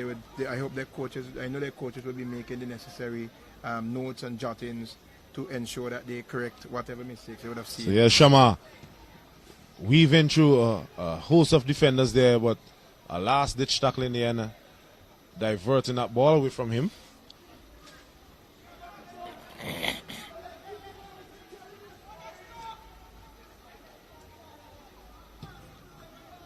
So a long punt downfield, a missed kick there by the defender for the Largo Height. Here's Delplesh. Delplesh still with it. Gets away from here. Chance for number 4. Takes it. I think he would have been better setting that ball back onto his right foot and tries to hit it in the far corner. Because he had the time to do it. He had the time and the space. He had gotten around the defender quite easily there. Yes, as we now see Herschel Gibbs falling all over himself there. The surface tripping him. Herschel Borgin, that is. Okay. Son of Arrington Borgin. You said Herschel Gibbs. I know the cricket is in your head. Yes. Herschel Gibbs was a very talented cricketer for South Africa. Yeah. So here's Borgin. Bascom to Delplesh. Goes back to Mofford. Herschel with a good turn there. And not getting anything after being clipped. No sympathy for Mr. Borgin there by referee Primus. Here's Delplesh. Delplesh in a pool of water trying to pass that ball. How on earth would that have been possible? I have no idea.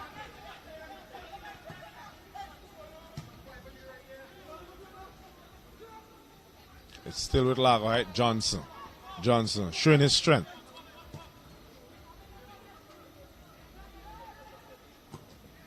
Shot is taken. It's pretty tame and way wide of the target. Goalkeeper Kelly just toying with it. Well, he realizes that his team is in the ascendancy, and with just about 2 minutes or so remaining in regulation time, plus time added on for stoppages. So we will have 5 minutes of additional time. Yeah, we did have quite a few stoppages in this game.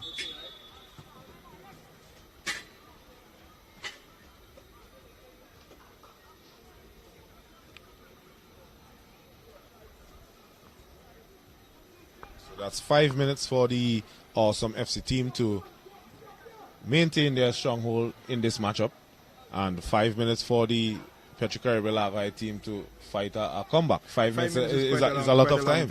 It only takes a second to score a goal. But we have not seen in the second half any inclination that the Largo Height team can do that. So I think the Awesome team would be quite satisfied and comfortable as they are. The defense is holding very well indeed.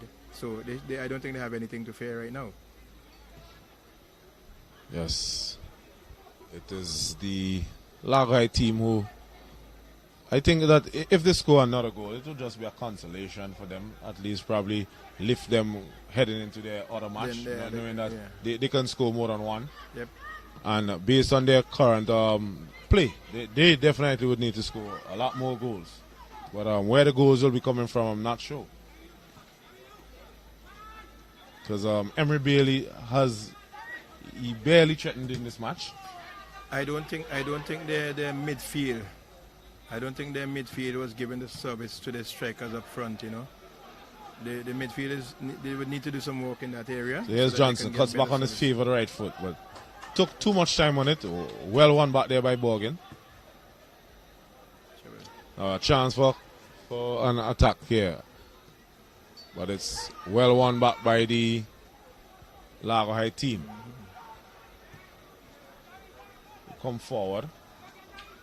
Shama, a chance for a shot. Takes it. Diversion there by Mofford once more. As I said, Mofford has not put a foot wrong. For me, he would be the man of the match for this clash. Game, definitely. Despite the double strike from Jory Thorne, Mofford, he marshaled his troops. He's ever present behind there. He's put his body on the line, and he has come up with some impressive tackles. He has really cut out some of the dangerous tackles snuffed some of the dangerous tackles from the LARGO team. You see an in-swinging corner kick. The header goes up. Lewis there, and the goalkeeper, Kelly, he came out and made sure that Lewis did not have another bite at it.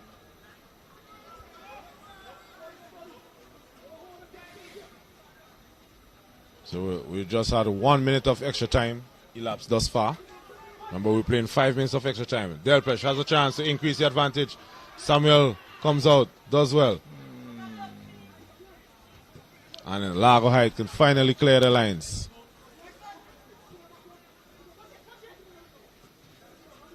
So Shama cuts inside. And no call from the referee. It's a throw now to the LARGO Heights team. Plays it into Bailey. Bailey plays it inside. Mofford leaving in a piece of him there on Mr. Emery Bailey. Bailey is still down beyond the goal line. The referee, he's off the field of play, so there's no need to stop the game. The medics will just have to go and give him some attention there. It's a poor shot there in the end by Derby. Derby, who has scored. He has another bite. He had a chance there to score a second. Unable to do so, as we see a late change here to probably run down the clock. This is number 16, Sacklin Williams.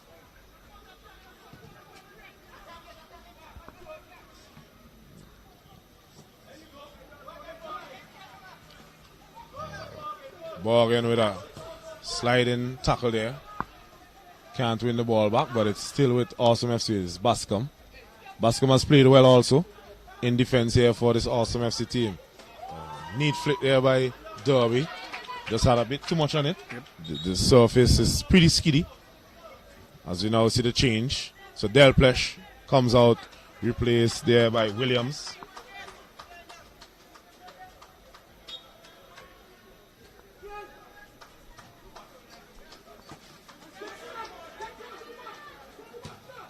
Ball is played over the top by Shinboy. But there was Rommel with a header. Rommel has assumed the responsibility of captain since Jaffel Antoine went off injured. Here's Boy. Boy trying to get around Mofford, but Mofford would have none of it. Mofford showcasing his talents here. He's really playing well and has really been an asset to the defense of the Awesome FC team. I think if he continues in this particular feat, he has a good shout in easing his way into the national setup. Well, he has been there. He has been there at the under 20 level and at the under 17 level, so he knows what it is like to be in that kind of situation. So here's substitute Sacklin Williams, who just entered the fray about a minute ago. Takes a shot. It's a pretty poopy one in the end. We call it in local parlance a powder puff shot. So Williams, he had all of the acres of land to run into. Then he did not execute well. As Awesome FC come forward once more, trying to score number 4.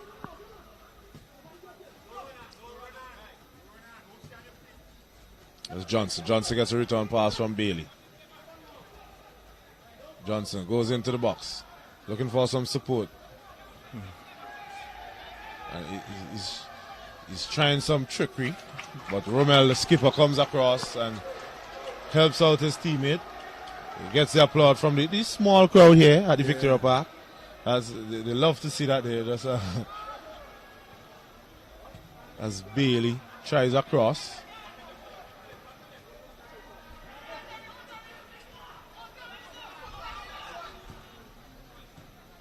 So based on our clock, the game should be blowing off any time now. Any moment now we should be hearing the referees whistle. The 5 minutes of time added on to stoppages have been played. As you see, he's now looking at his watch. And that's the end of it. Awesome FC prevailing 3-1 winners here against the Largo Heights, the Petrocurry Largo Heights team. Goals for the Awesome FC team, a double by Jory Thorne, who went off injured, and a single by Delquan Derby. As the lone goal for the Petrocurry Largo Heights team was netted by Giovanni Johnson. Yep.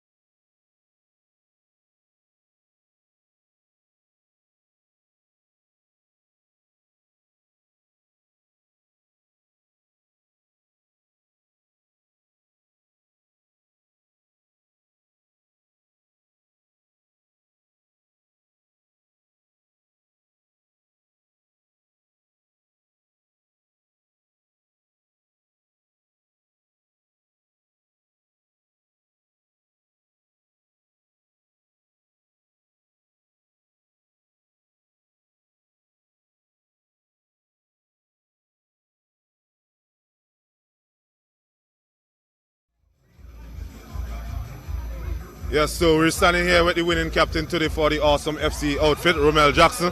Jackson, how are you feeling? Very good. I'm feeling very good for this first win. Can we really come out for this? Yeah. And you guys finished just above the relegation in last season's championship. What can we expect from Awesome FC? Well, just motivation, consistency, and we just want to come out and play good football. That is it. Okay, and we know that you guys have benefited from some transfers with Zamara Mufford, who come in from System 3. What has it been like playing alongside Mufford? Yeah, it's been very good because he's a good player. You know, strengthen up our team more from who left our team. So, yeah, we just welcome with open arms and fit in the team real good.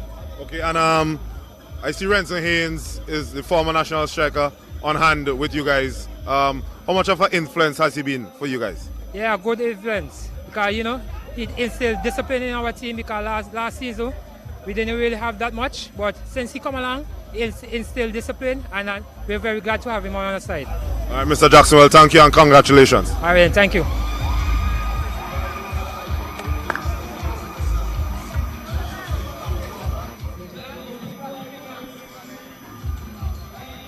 Yes, so we're here with Camilo Samuel, a former Stingers captain also and player. Samuel, just walk us through the game today. Well, we had a game plan today. You know, the coach set out a game plan. Unfortunately, it didn't go as planned. We saw some strengths, we saw some challenges. Unfortunately, our challenges were more than what we had in place, so that means we have work to do. We're going to go back to the drawing board because this is just the first one. We may be a bit down, but we're not out. And LARGO is going to continue to press on to ensure that we are a team to be reckoned with. Okay, and we see that you guys have a lot of experienced campaigners yourself, Pico and Chow. How have you guys been dealing with the youngsters that are in? How have you guys been molding them? Well, individually, the more experienced guy, we have been trying to take the young ones under our wings, try to pass on what we have knowledge about. And we've been just trying to gel the team together. Sometimes it may be a bit more difficult because the youngsters and them, some of them, they are not as mature as we want them to be. So we are just trying to help them to grow. And we got to be there for them. When they fall, we got to be there. When they do good, we got to be there. We got to be there for them all around, on and off the field. Okay, and finishing runners-up in the first division in last season's competition. What's your goal for this season? Well, we set out a clear goal. The top 4 is our aim, and we're still going towards that. Despite our setback today, we are still going for top 4 spot.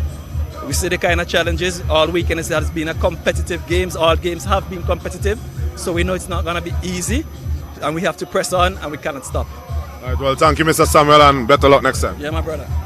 Yeah, so you've just heard from Romel Jackson, the captain of the Awesome FC team, who came out victorious, and also Camilo Samuel for the Petro-Caribe LARGO High team.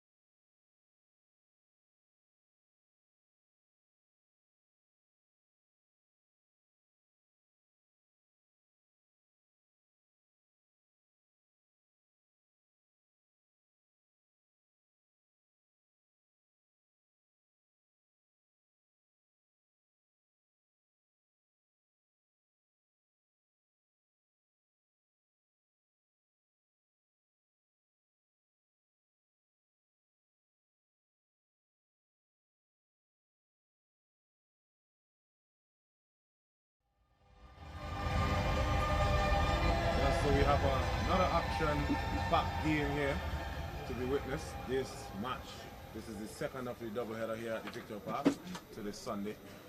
This match is between JEBELLE FC against BESCO Pastures. The match that just concluded finished 3-1 in favor of Awesome FC against the Petro Caribe LARGO High team. And joining me in studio is Mr. Groove Khalil Keto. All right, pleasant good evening to you, Mosiah.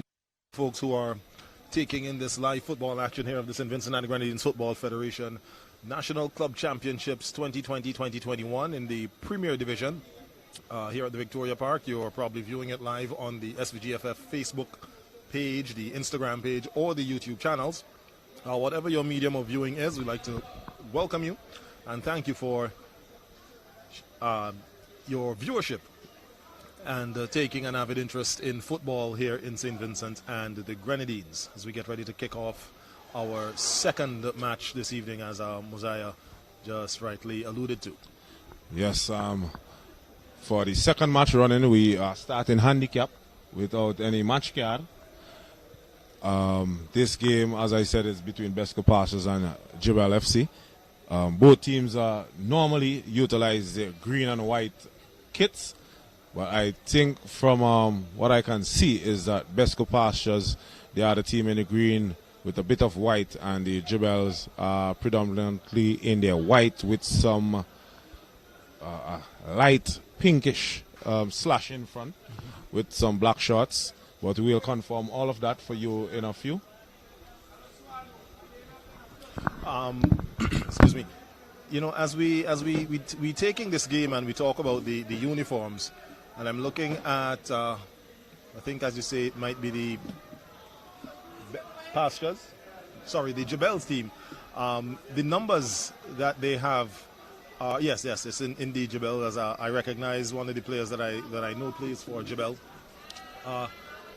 I think that's something that teams need to bear in mind when they are outfitting themselves, is the clash between the colors of the numbers and the shirts that they wear. Because numbers tend to be hard to see from a distance. So, like, for example, JEBELLE, like now, I can see a number 7 directly right in front of us here, but the players that are out in the middle of the field and on the far side, it's hard to determine what number the players have. So I think that one thing that the teams need to bear in mind is the color clashing in the colors clashing between the numbers and the uniform shirts.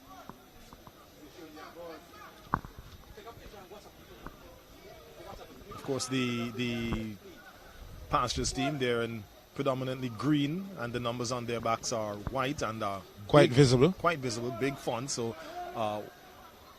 once you get used to the players and their numbers, and that is of course dependent on if players keep the same numbers all the time, but at least you would know that number 21 is now on the ball. Yeah, I know the number 21 there is a youngster from the Bel Air region, Java. A very gifted footballer. Indeed.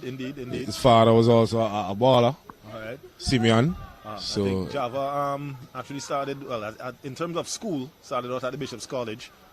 He then transferred to the West St. George Secondary. He is part of that team that made it all the way to, I think, if memory serves me correctly, 3rd place in the secondary schools football competition last year.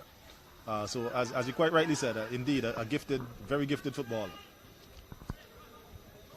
Yes, as we see JEBELLE try to come forward, and we must say that these conditions are not the best to play football in. There will be a lot of players that will be losing their footing. True. A lot of balls that you will be attempting to play on the surface would become stuck. But you know, one would think that if in having a history in playing football, the footballers would know that if the conditions of the field are in a certain way, that the method of play would have to change, would have to adjust. You'd have to anticipate when balls are going to drop, and know that once they hit the field, they're going to be skidding off. You know, so you position yourself in a place where you could get to that ball either right on the bounce or try to get it before the ball actually gets on the ground. But even in the previous game, we saw players there, as we see referee indicating an infringement there on the JEBELLE player. That's number 7. as I was saying in the previous game, we saw players still trying to dribble the ball and pass the ball as though the Victoria Park was a dry surface. Yes. So we have the JEBELLE with a free kick. Ball is played over the top. It's getting through there, picked up by Nathaniel Carrington, aka Nato, in goal for BESCO Pastures. He would have been representing the Sand Hill team for some years. A lovely ball played over the top there. Chance for BESCO Pastures. A good shot. And it will be a goal kick. It was hit firmly. Went wide of the goal, even though there was a diving effort by the custodian of the JEBELLE's team.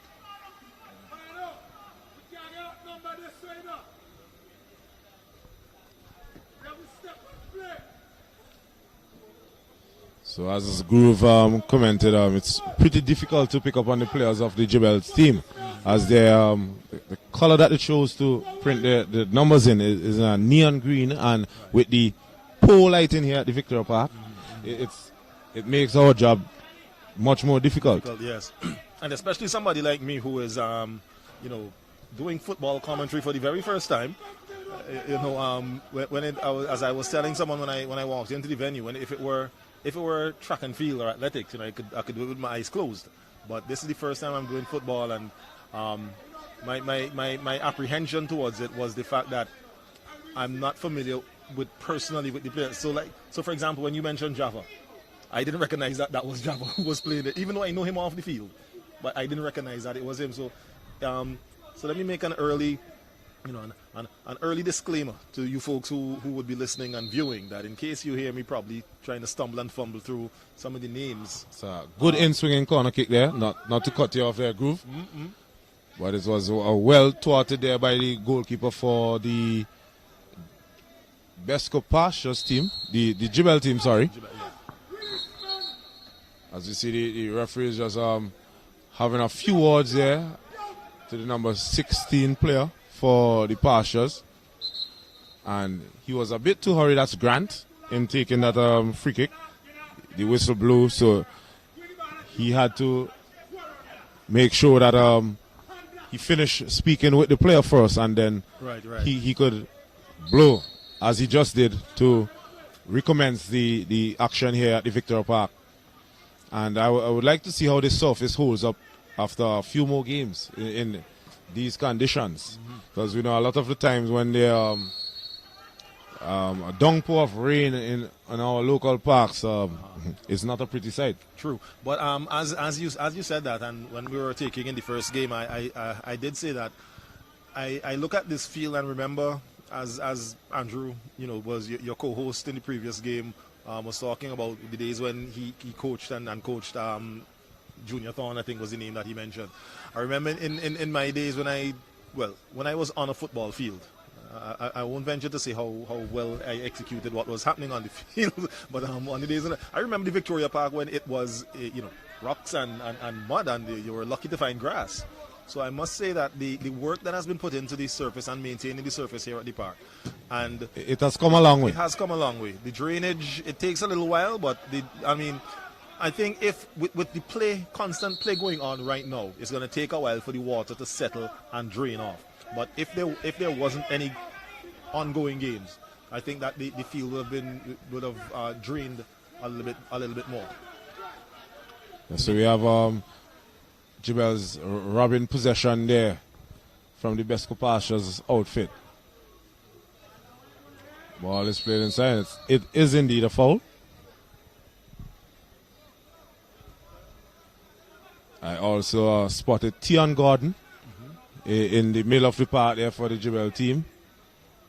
Gordon basically will be playing as a sort of a manager / coach sort of a role, because we know he has that sort of a mantle under his belt. He's wearing the number 18 on his back, as we see.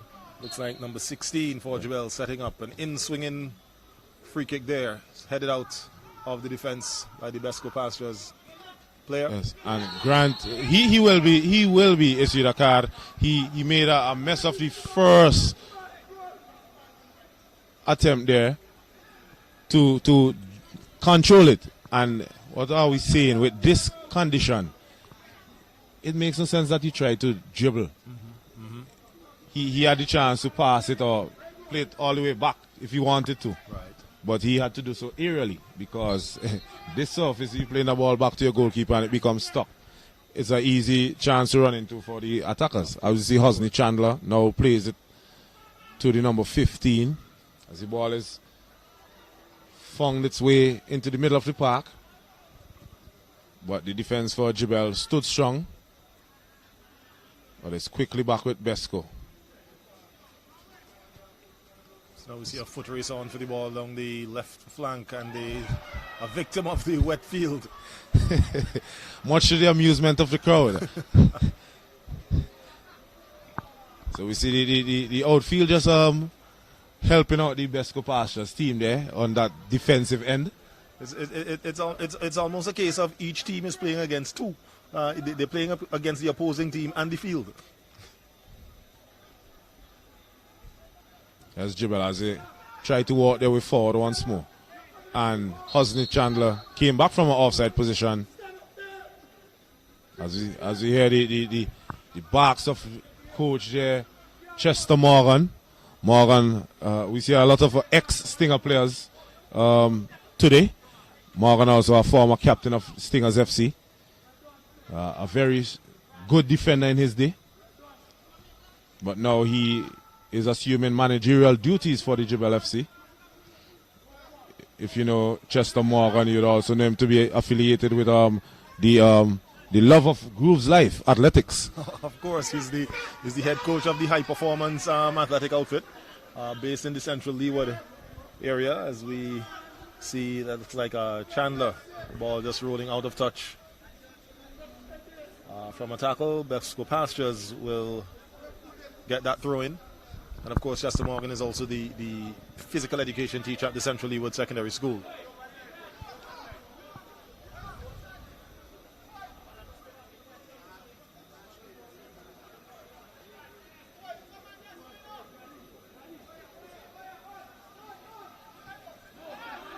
Live football action from the Victoria Park. BESCO Pastures in the green and white strip, playing against JEBELLE FC in what seems to be a sort of grey shirt with black shorts. I'm not sure if that was an attempted strike, but it was certainly hard. But it rebounded out now, and it's JEBELLE FC as he is cut down just about midway through the half, about quarter of the way down. A card is issued there. Yes, that card goes to the number 16, Gadbot Boyd, for BESCO Pastures. So we see some early bookings here for either team. Lamont Grant, the first man to pick up a yellow card for JEBELLE. I'd wonder though, Mosiah, how would the field conditions, hinder or help, especially as it relates to the tackling on the field? Would you see like a tackle that, because it's wet, seems a little bit more like it might be more dangerous? So you would see a card. It can depends on how you go in. The slide tackle would be a bit more effective once you get your timing of your tackle correctly. And I was never one who was in favor of a slide tackle. I prefer to stand on my feet, and as we see a good shot there taken. It had Nathaniel Carrington in goal scrambling. Yes.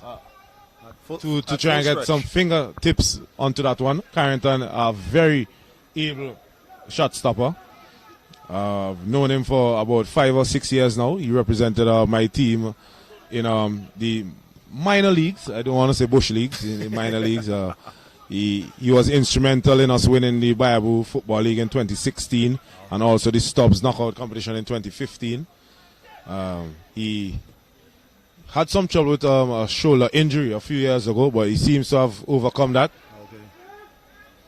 But he is one that you could keep your eyes on to be one of the top goalkeepers in this year's competition. Okay. Hopefully his form has not fallen off.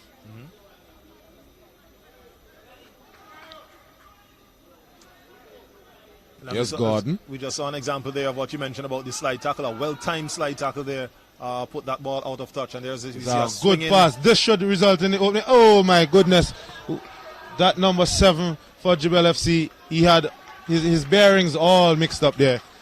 that ball should have at least had Nathaniel Carrington doing some work. Yes, indeed. It seemed like it may have got just a little bit too much of the front foot on it, and they turned the ball just right of the goal.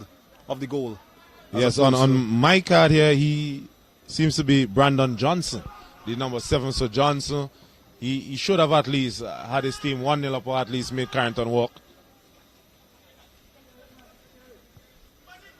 So that's Mazik Herbert there for the BESCO Pastures team, a former member of the Volcanoes FC team. Okay. Herbert, a very good player. A name that folks who are somewhat either affiliated or follow the national football team would know that his name is one that is included in the national team setup. Yes, so Herbert, he likes being on the ball. He carries the ball pretty well from midfield area. He's a player that I've always coveted to try and seek him out to play for my team when I enter those minor leagues. But for some reason, he keeps evading me. My team has come up against his in a couple of occasions. I think that we have shared the victories and defeats quite evenly. Okay. As we now have the number 17 for the BESCO Pastures team taking that kick is a poor attempt of a clearance there by Grant. Grant has started this opening 14 minutes quite poor. Just for I think the conditions are not helping. Right. To be accounted for. But now he gets a big header onto this one.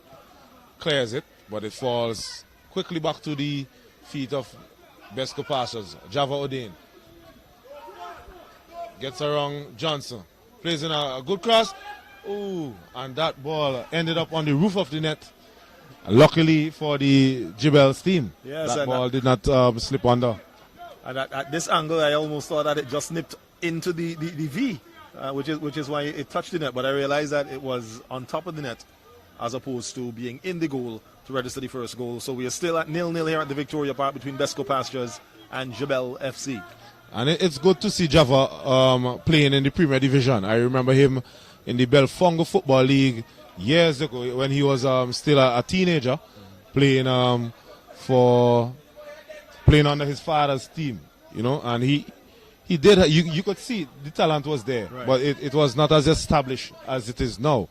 So it's good to see him getting that chance to showcase his talent here in front of a small crowd, but nonetheless it is being televised and streamed on YouTube, Facebook, and what other Instagram, the media platforms. Yeah.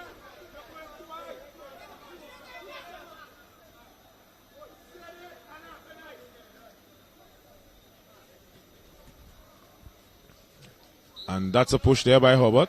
Easy decision for the referee. It will be a free kick for the JEBELLE team. It's taken short. Grant plays it forward. Johnson. As you hear Hasni Chandler is shouting at Java there to get back and put in some defensive duties. And that's a staunch clearance there.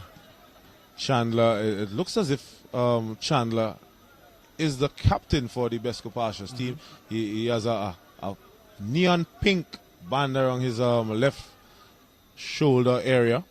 I'm not seeing any other BESCO Pastures with a similar sort of band, so it seems to be Chandler. And he's barking instructions, so he seems to be the man taking on that leadership role today.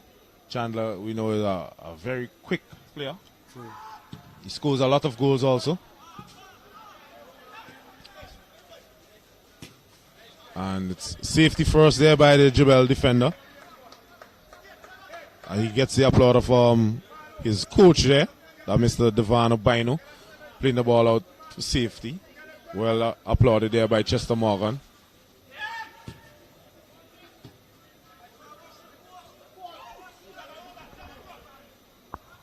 So here's BESCO Pastures as they come forward.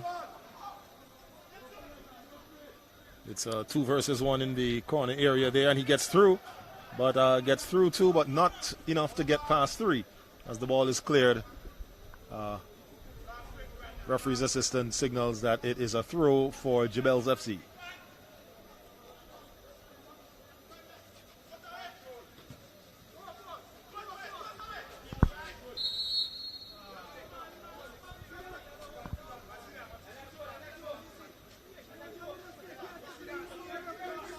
referee indicating that there's a foul committed there by number 16.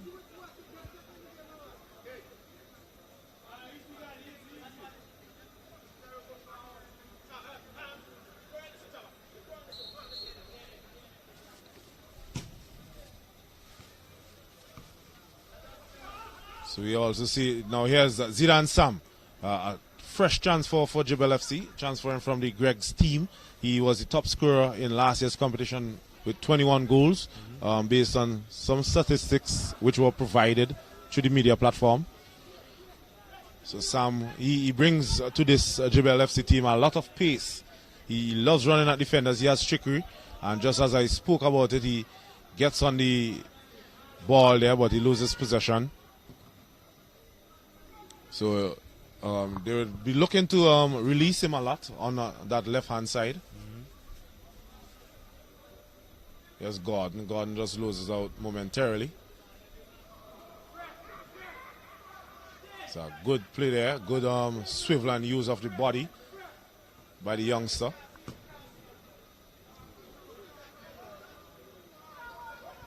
The number 16 of Pastures sends the ball back from whence it came. Right now it is in the possession of JEBELLE. That's a clearance there. We see that's Johnson. It's a good recovery there by the number 24 BESCO Pastures. Seems to be Delano McDonald. He came across and helped out his defensive partner there. BESCO Pastures still with possession. There's Mazik. He's being fouled there by the number 11. That's Sellers Cupid.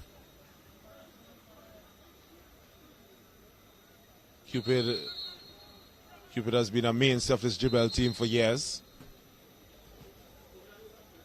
I think the referee was indicating that the ball was it was in the incorrect position. So he's instructed the players to put the ball where he thinks it should be. And here we see the retake of that free kick. But the ball drops short there, and it's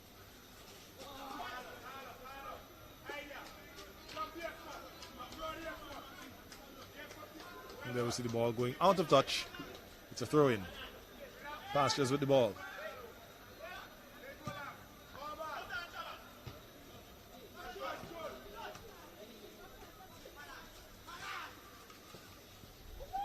Good play by, I think that's Mr. Terrace Joseph, yes. Another gifted footballer. If I remember correctly, I think he's from the windward side of the island. Joseph tries whipping across. Ball falls to the feet of Tion Gordon, who just overhit that pass. He should have just yes, caressed it. Didn't need that much power, especially with the wet conditions. And that's one thing that the players would have to work on, the weight of their passes.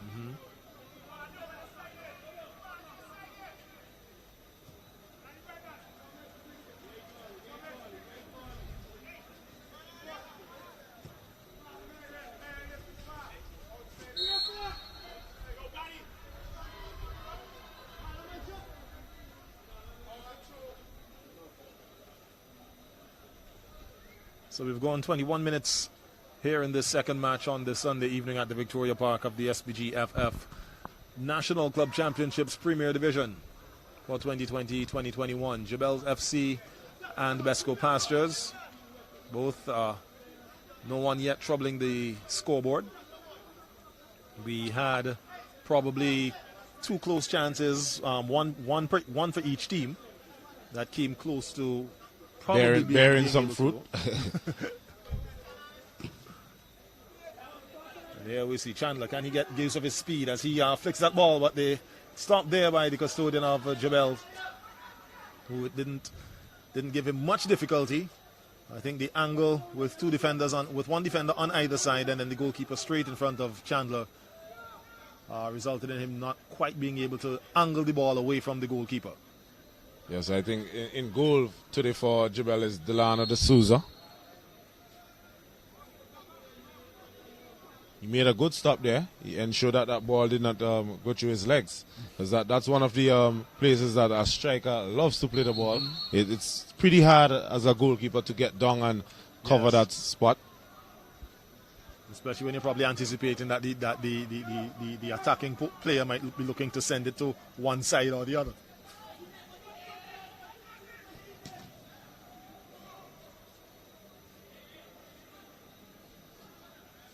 So we have Jebelle coming forward with Joseph. And this time the whistle is blown and the free kick goes in favor of Jebelle.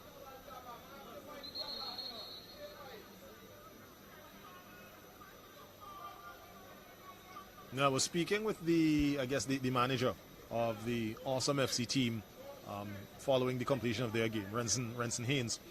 And I asked him something that kind of not troubled me, but it was just a query that I always had. And it was in terms of with the amount of football teams. So here's Sam with a good turn and a shot. And he that scores. That went through Carrington. And I was saying I hope that Nathaniel Carrington's form has not fallen off. You see the ball picked up there by Terrace Joseph with a lovely through ball. Zidane Sam, I was telling you, Groove, this youngster, he brings a lot to this Jebelle team. And in his very first start and his first encounter for the Jebelle team, he bows the back of the net. A poor piece of goalkeeping there by Nato. And it's Jebelle 1, BESCO Pastures 0.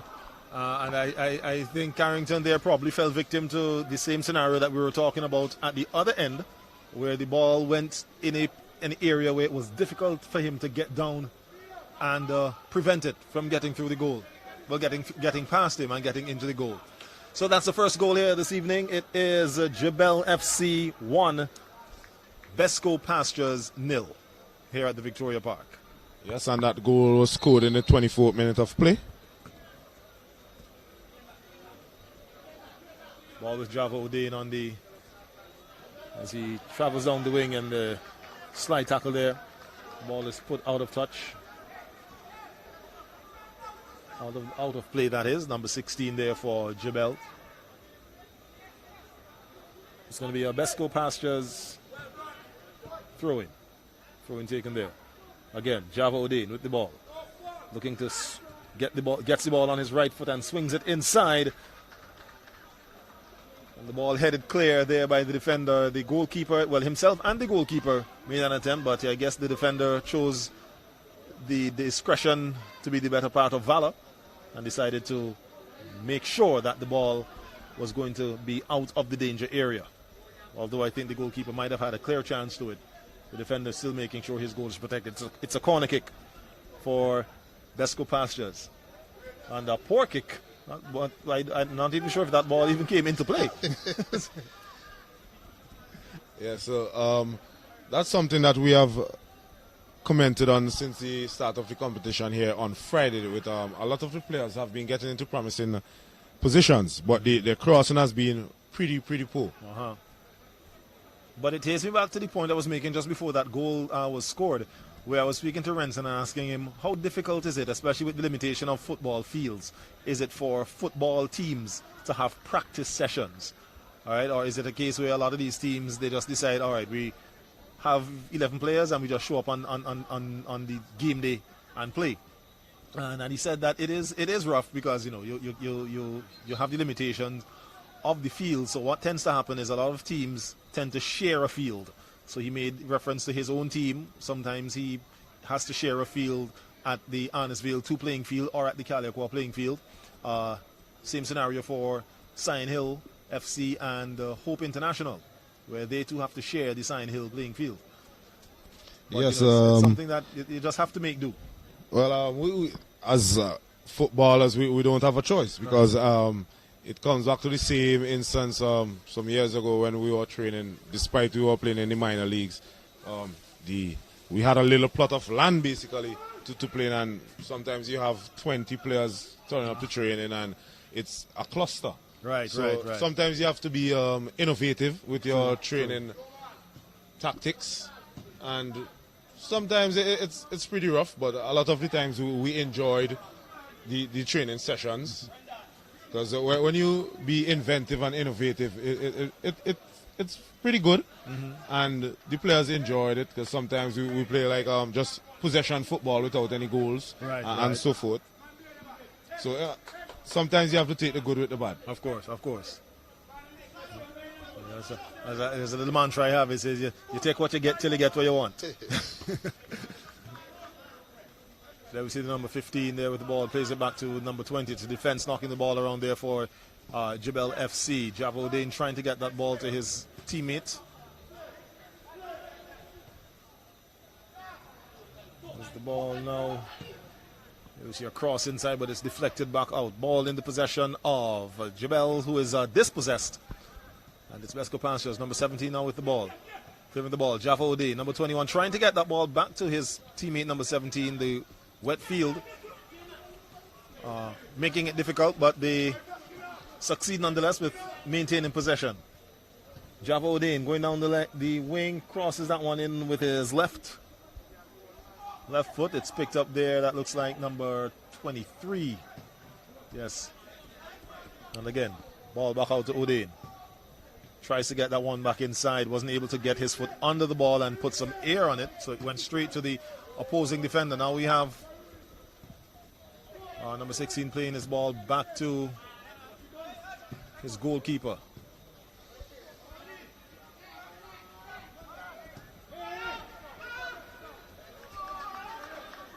That ball rolling off the field. It's a throw in. JEBELLE FC. I think that might have been a foul throw.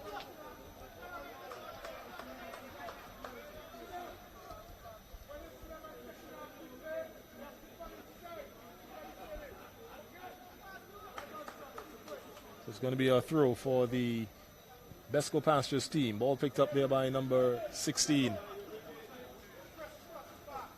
It's a fairly long throw. But number 7 for JEBELLE gets it right back outside. Javodane with the ball, looking to take his throw. It's a short one. Misses his player, so it is possession now switched to JEBELLE. As we see number 9 there, trying to maintain possession. And loses possession there.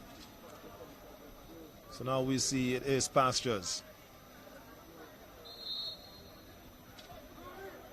Infringement committed there.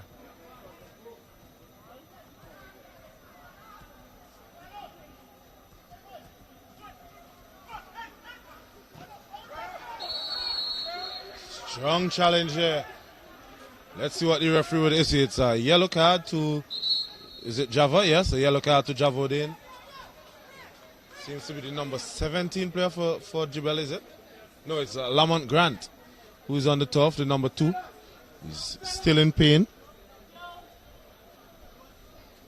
Okay, referee just determining whether or not he will need some attention. It looks as though he's going to be making it back to his feet without the intervention of the medical personnel.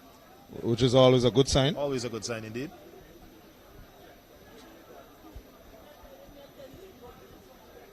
And one thing I must say that it is good to see the development of the game to the point where teams now have their own medical personnel.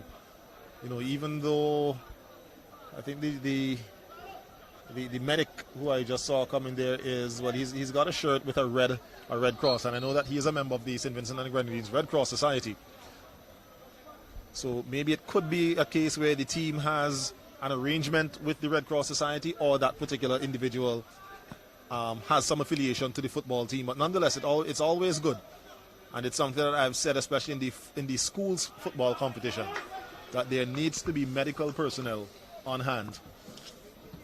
At these games, there were several games where I was the match supervisor / fourth official, and we had to improvise in order to administer some sort of first aid on different occasions. I think that is something that once, especially with the schools football, that the authorities need to ensure that there are medical personnel, medical teams on hand, as difficult as it might be, but something needs to be done because the safety of the players must be first. Always paramount. Yes, I think what shifted the focus a bit towards that implementation of having a medical team and physiotherapy or whatever you call it alongside the club teams is that some years ago we had a couple of talented Jamaican footballers, youngsters who died Yes. through cardiac arrest and Right, I remember. that. So I think there was also one from Trinidad also who fell victim and just collapsed on the field. collapsed on the field. So that really opened the eyes of the footballing authorities and the football teams here. But I still think locally we are still a bit lax when it comes to those sort of things. And hopefully here on in that we could take it a bit more serious. Now here's the ball to Java with a good shot, but the ball just was fizzing away. Had he got that ball to swerve back towards the goal there, it could have definitely posed some trouble for D'Souza. True, maybe a kick where he would have dragged his foot just across the ball to get it to swing away from the goalkeeper. Yes, it's all about having the correct technique. Yes. You see that ball bouncing off of Masik Herbert there. Dropping short. It's number 9 for D'Souza JEBELLE. plays in Zidane Sam. Sam already has a goal. This time he likes to go through the legs when I thought that he would have been better served, chipping the ball over Carrington. Or still, if even not chipping it over, at least pulling it wide. Because there weren't any defenders around him that might have been able to get to him before he was able to get And back also to the with ball. this slippery surface, there's no telling that the goalkeeper would have been able to maintain his footing. Correct. But at least Carrington sort of erasing that mistake that he made earlier. Yes. Here's Hosni Chandler now. Takes on Grant. He tries to play it across. Chandler, another opportunity. He had betrayed him in that instance. I think he had the far corner of the net was open for him. And I'm not sure if he was trying to get to the far corner or was trying to play the ball across the goal. I think he was trying to play it to an unrushing player. But here's Sam again. Sam seems to be a torment in this BESCO Pastures defense at the moment. He's living up to his billing as a pretty good transfer for this JEBELLE team. As I told you a few minutes earlier before he scored, he would bring a lot of pace, trickery and goals. And so far, he has proved my words correct. The ball across there by D'Souza. It's diverted for a corner kick. And I foresaw Mr. Zidane Sam playing in the Canaan competition on what I normally call the Dust Bowl. Yes. Those of you who are familiar with Canaan, there's barely any speck of grass. Yes. And Sam, he would time and time again run at defenders up there despite it being a small outfield and would produce some lovely goals and trickery for the Greg's team. In a lot of those competitions, Greg's normally had two teams, which would be their junior side and their senior side. And Sam would be the catalyst for the junior team. So now he's on a bigger platform, having transferred from Greg's, and he's showcasing his talents.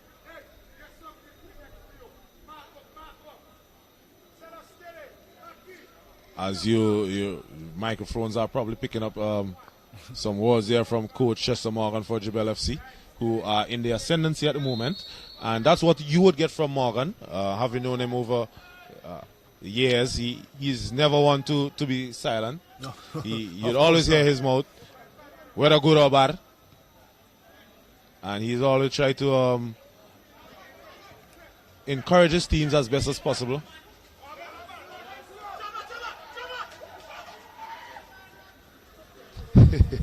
And there's Morgan with some antics, some touchline antics for you. So Grant has recovered a bit from his opening Norvi opening. That's Grant, the first guy who would have picked up a caution for JEBELLE. Right.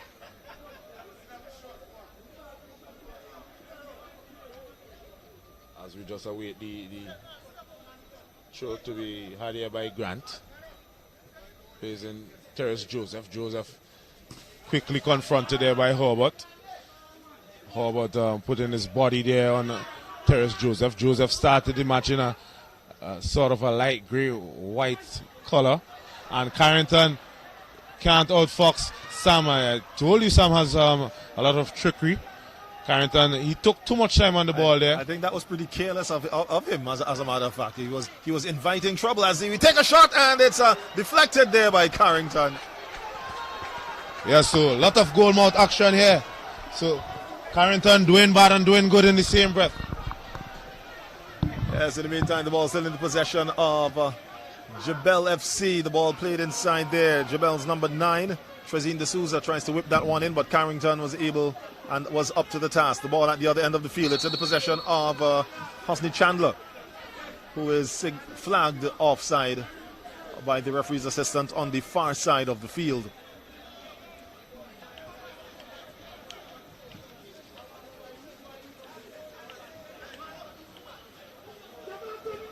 Here we see number 16, Devano Bino, who had the ball there. It's now in the possession of BESCO Pastures.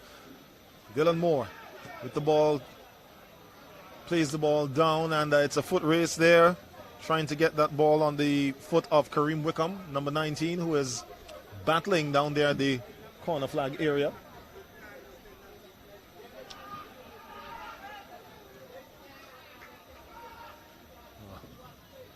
Played attempt to get the ball out, and that one is played high and over the wall of the Victoria Park.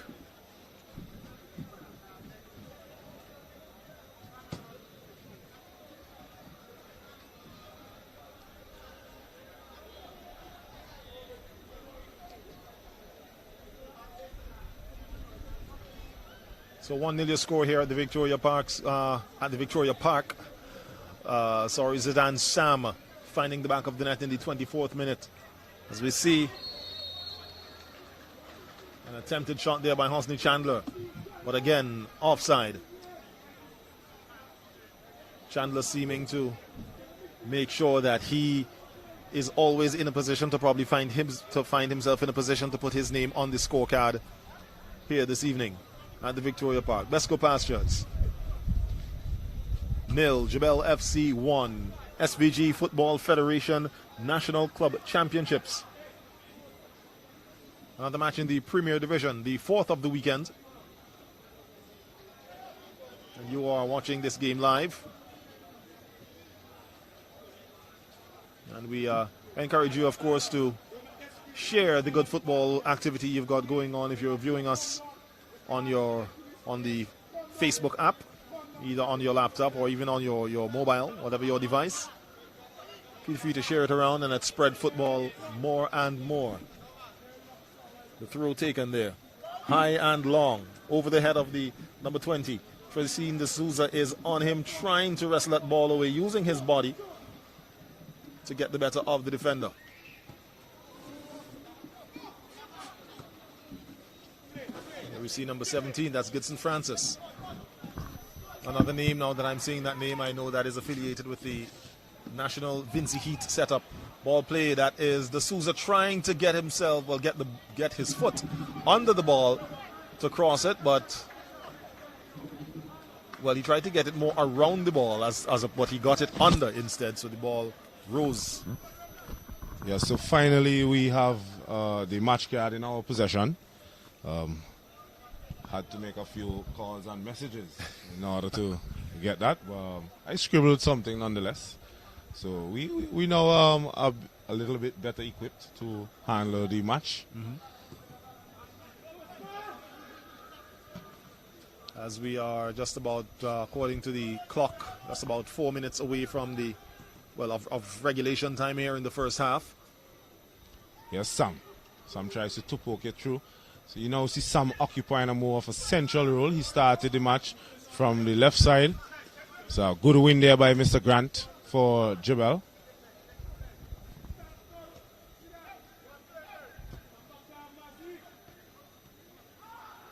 BESCO Pastures finally clearing their lines, but only as far as Tion Gordon. Gordon releases this player there, who holds it up nicely, confronted there by the number 23, who then commits an infringement, and it will be a free kick to JEBELLE.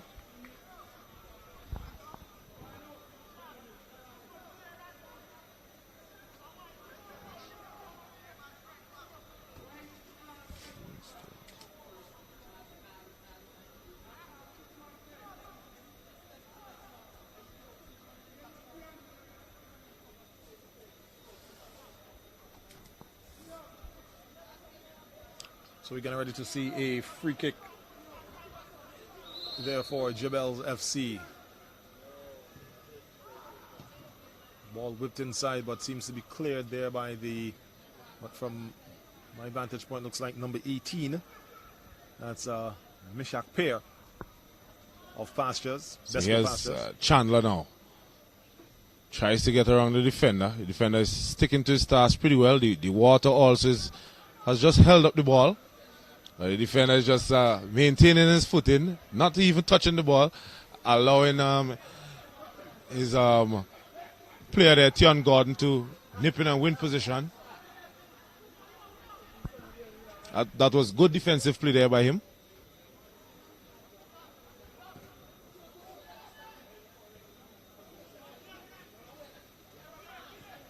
His Pastures. Javodin controls well. Comes inside. Takes a right-footed shot, and it's always calling away. But the players on the bench for the BESCO Pastures team, they are applauding the effort of that shot.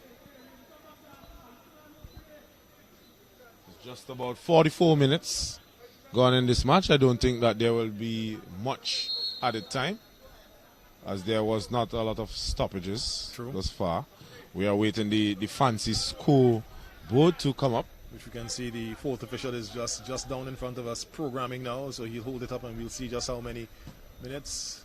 So it will be 2 minutes of additional time to be played here in this first half.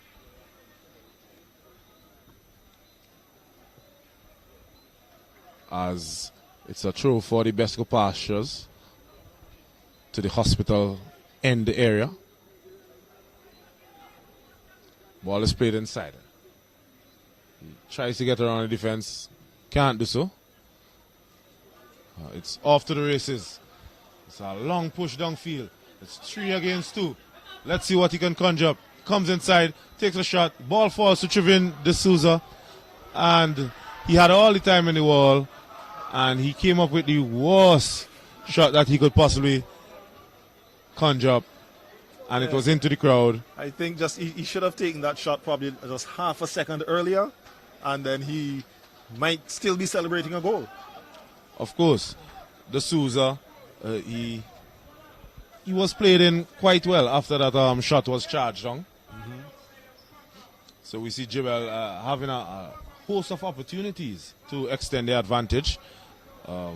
Let's hope for their sake that it does not come back to haunt them, as we witnessed in the previous games in Friday's and yesterday's encounter, where teams that fell behind first, they came out victorious. Today's first clash was the first game of the competition thus far, with a team that went behind did not come back and win the match. Nonetheless, it's still early in the campaign here in this 2020-2021 National Club Championships. We're streaming live on Facebook, YouTube, and I think Groove said Instagram. So for those of you social media lovers, we're all over for you. And that's the end of the first half. It was a pretty nice contest, basically evenly matched. Really evenly matched indeed, yes. JEBELLE coming out trumps in the first half with a single strike by Mr. Zidan Sam. So your score here at the Victoria Park, it's JEBELLE FC 1, BESCO Pastures 0.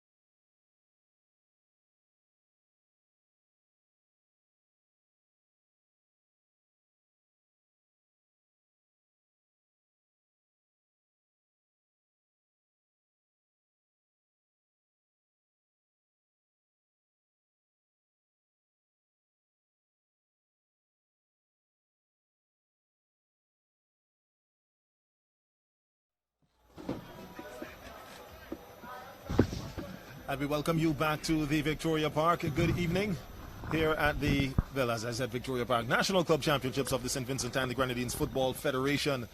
This Premier League game between JEBELLE FC, BESCO Pastures. We're about to recommence the game, start the second half. Your score, 1-0, courtesy a Zidane Sam 24-minute goal. Here are your commentators this evening, myself, Khalil Cato, alongside Mosiah Rodriguez. Practice my Spanish there.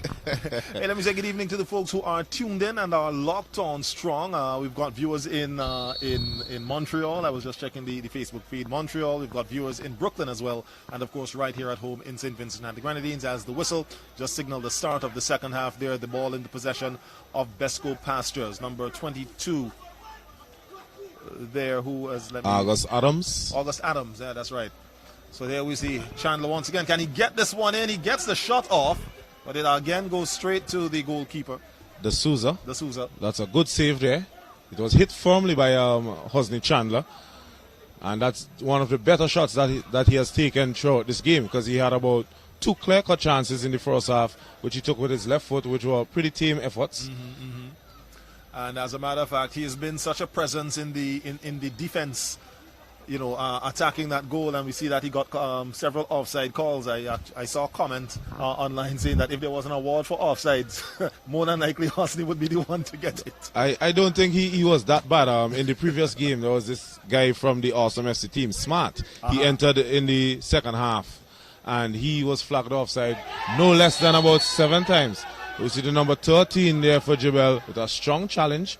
He will be issued a yellow. That is Mr. Errol Matthias, based on our match card here.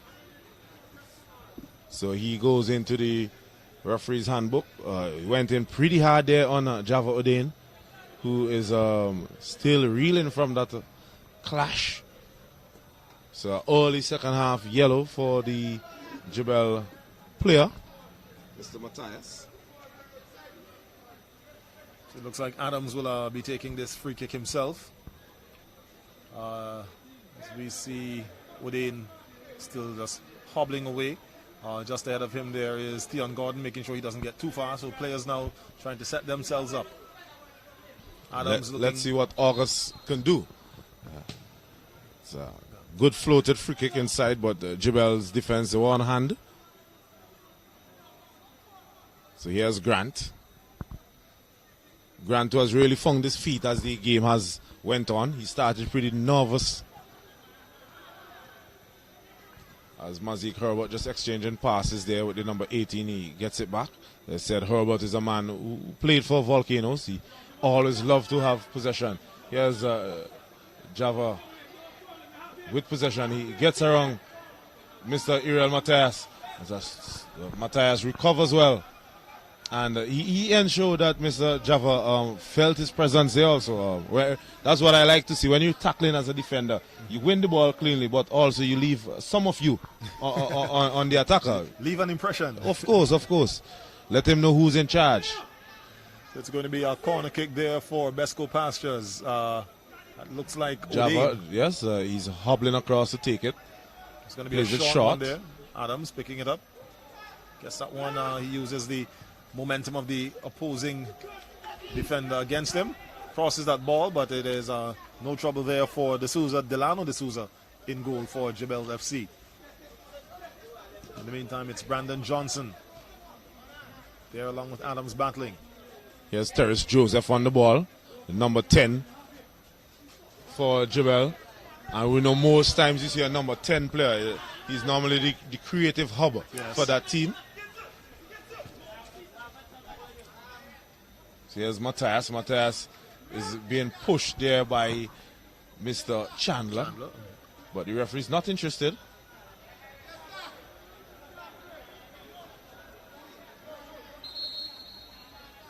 So it will be a corner kick for the BESCO Pastures team. Both defenders there for the JEBELLE team are just with their hands wide open asking the referee's assistant what kind of a call was that. Even we see head coach of the coach/manager of JEBELLE FC, Chester Morgan, with the his same arms gesture spread wide, puzzling I guess is that call. But there's that corner. Strong Long corner searching kick. Not sure what the number 20 for BESCO Pastures tried there. He was caught in two minds. That seems to be Declan Springer. He wanted to head it and he wanted to kick it. So it's one of the worst things when he caught in no man's land, basically, unsure of which decision to make there. BESCO Pastures have started the second half on the front foot, though, as they search for this equalizing goal.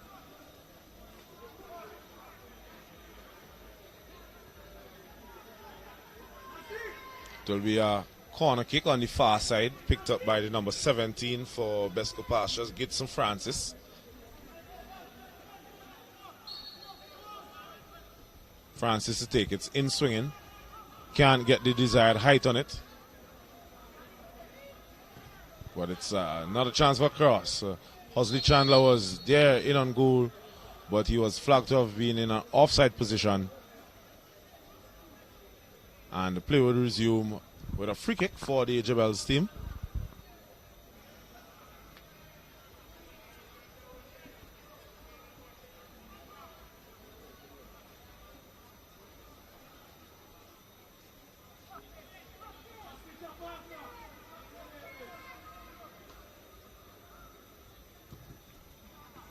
It's taken. Here's Mazik.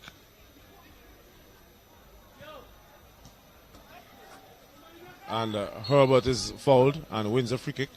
Dangerous position to be considering free kick in. Just outside the penalty area of JEBELLE's FC. Well, it's just outside the arc, basically. Sorry, correct. Far way out. But once you have that desired technique and execution, it could pose some threat to the Sousa. We have Java Odein standing around. It seems to also be Declan Springer. And when you have it centrally like that, it's a bit difficult for the goalkeeper to see who will be taking it. It could go either way. Now is that the number 17? It's Gitson Francis, I think. He takes it, and it was hit pretty well, but was too wide of the target. Not troubling the goalkeeper De Souza, who saw it all the way.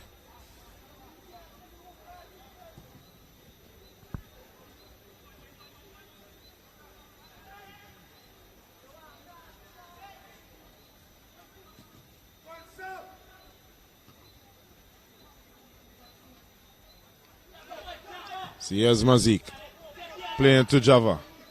Java tries to get around Matthias, and there was a call for a foul, apparently. That seems to be a pretty soft call. We know football is a contact sport, but I'm not sure as to why that call was made. It was flagged by the referee's assistant. He probably saw something that we didn't. Here's Terrence Joseph now. Tries to play it through to Johnson.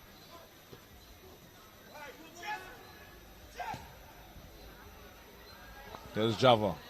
Java gets away from Matthias, but it's too first. His first touch was too heavy.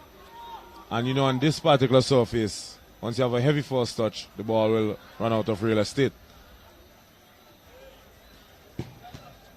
I think what tends to happen sometimes too is that the players tend to take an extra step to allow the ball to run away from them, as opposed to getting the ball where they can start to make a move towards the goal. And once you do that, it gives the defender a chance and more room to try to recover and get back to try to hinder whatever progress they're trying to make. Ball played inside the goalkeeper there. Came out, and I think that call from the goalkeeper probably just made Hosni touch that ball a bit too heavy. And with that, but it was nonetheless it was a good attempt by the goalkeeper to come out and close down the angle.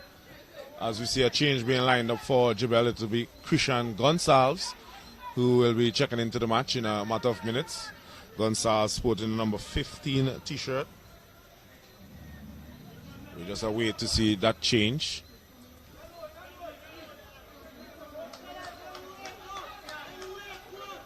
Just kept in touch there by August. And A poor attempt of a kick downfield. I think the change will be made now. So it's Christian. Christian is coming in. And just waiting to see who is coming off. You see the number 9. Trizine D'Souza. D'Souza, yes.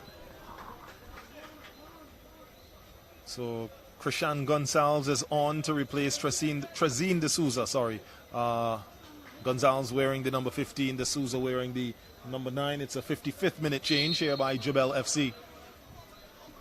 Yes, Gonzalez, he's no slouch. He represented St. Vincent and the Grenadines some years ago. He's my good friend. I normally trouble him and told him that his time has gone. He's over the hill now.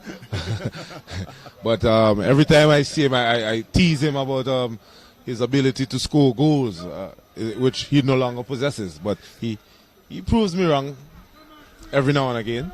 So let's see what he can conjure up today. Long searching kick there. It's like that one just makes a one bounce and rolls out of play. It's now in the possession. It's a throw there for JEBELLE FC. So we see the captain there for BESCO Pastures, Hosni Chandler, just getting some spray on the back of his hamstring area, it seems, or just behind his right knee. He's heavily taped up on both hamstrings, as a matter of fact, yeah. With that tape. What was the name of that tape again? KT tape. Right. KT tape. Short for Kinesio tape. There we go. That's it. I know it was some sort of a key name. I almost set you up there to tie up your tongue, huh? But I know that you'd be more familiar with it, seeing that you're in the athletics field, and a lot of the time they use it. And it's something that has you're starting to see it more and more lately. You know, especially in trying to keep muscles in tip top shape, or at least trying to keep them in an area where they don't overwork and end up probably either tearing or cramping.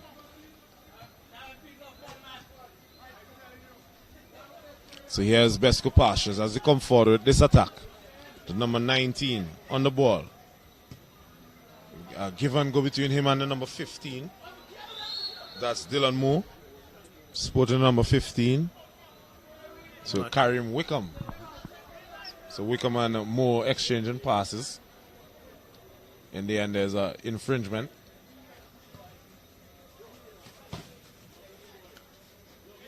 Is August. August is playing pretty well, Mr. August Adams. He's not giving up. But then he commits a foul there on Matthias.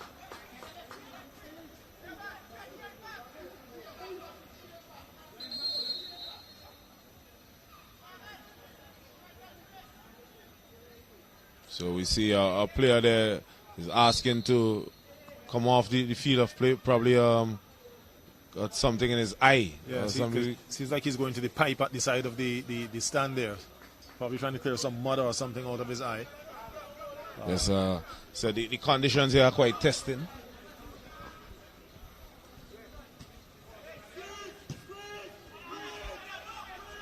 So now here's JEBELLE. As they come forward. Attempt to chop him down. Well, he gets away. He needs to take a shot. And that was why time and time again we keep seeing players having the opportunity to take a strike at goal, especially in these conditions where it's wet, and players can have the chance of more chances of a rebound. And he decided to push it ever so far, and he seems to be the one now who's down, but he's off the field of play, so the play would not stop for him to receive any medical treatment. Probably just goalkeeper Carrington probably just got a nick on him. Probably, yeah. But you know the 18-yard box is the keepers. Mostly the keepers are protected in such instances.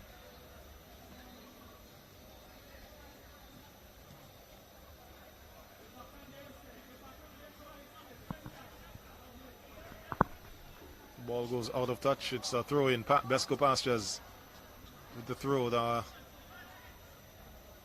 An ill-placed ball there. It goes possession now switched from Pastures. Now it is JEBELLE.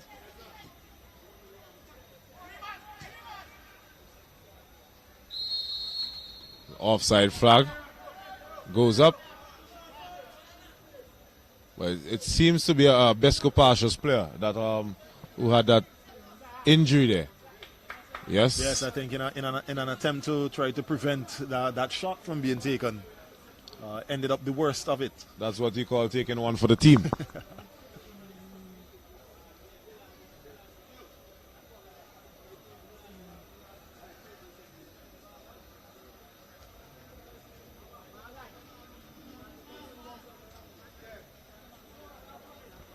So we're just awaiting. I'm probably assuming the ball might have gone probably onto the lower road just next to the Ball was probably trying to get to church.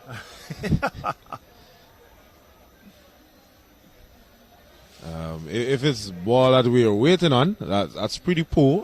Where are the rest balls? We should have.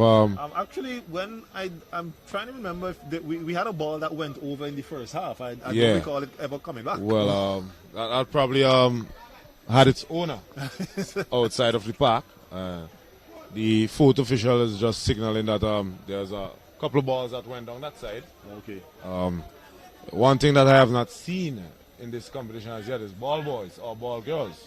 Normally, I'm not sure if it cannot be the corona situation has kept them out of the park. I don't know. Because we have crowds back allowed. Right. I think that what that might have been is that you'd probably take a look at the Victoria Park and figure, all right, there's no need for ball because the boundaries of the park are right there. But there are a few places where once the ball gets down there, it's you always have a stare down between the teams as to who is going to be the one to go for it. Yeah, so we see Ezra Allen. Ezra Allen comes in for the injured player. Just awaiting his number. Yes, so number 14 in for 15. So Ezra Allen in. He replaces Dylan Moore for BESCO Pastures. Ezra also a player who would have transferred from the System 3 outfit. He represented System 3 for a number of years. There was a large number of transfers, though, leading up to the commencement of this year's tournament. Yes, I for one was pretty much in agreement with it. Mm-hmm. For me, it would bring about a much more level playing field for teams, as teams would have strengthened. Not like years gone by where you would have to go and seek out and pick up players, basically, like beg them to come and play for you. Mm-hmm. But now everyone wants to be playing Premier football, especially now that they're being streamed. Right. As you see, a good tackle there, resulting in a goal kick for the JEBELLE team. Yes, so as we see teams that were relegated losing players, we had SV United, Camden, Chelsea, Beckway, and one of the many surprises for me, Greg's, who were they were all relegated. And as I was touching on the point, Zidane Sam, he came from Greg's. We had Nazir McBonnet, who came from Chelsea. He's now playing with Hope. As I said, Ezra coming from System 3. We had in the previous game for Awesome FC Zamara Mufford, who was a rock and a pillar in the defense for the Awesome FC team. He was a former player for the System 3. He transferred in this window. So it could only all go well. A shot there by Gonsalves. As I said, he's trying to prove me wrong. Yeah, so that shot was only denied there by the crossbar. It hit the crossbar and went down. Yes. We do not have goal line technology, but it didn't seem to be that close because there would have been more appeals from the players, and the linesman was not interested. And there was some neat footwork there by, Terrence Joseph, ensuring that Ezra Allen had no other choice but to foul him. So Ezra's forced meaningful contribution was to commit an infringement. Leaving an impression. Of course. So now here's Tion Gordon, a veteran in the business, a seasoned campaigner, former national player also.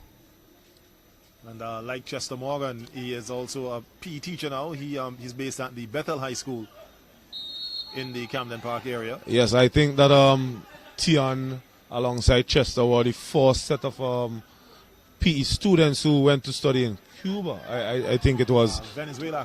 Venezuela. Well, but one of those Spanish-speaking countries. Yeah. to pursue their degrees and so forth.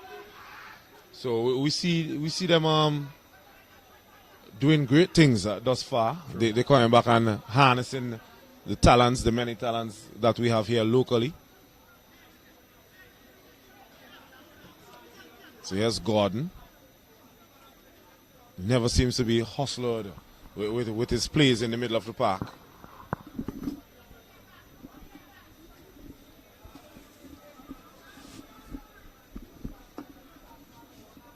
So it will be a throw into BESCO Pastures, who started the second half quite brightly, but the light has just dimmed a bit as JEBELLE have continued to grow.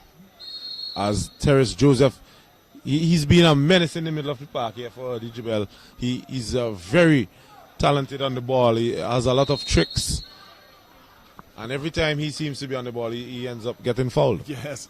We see a quick free kick attempted there by JEBELLE FC, but the referee was having none of it. Wanted to make sure everything was set and ready for this kick,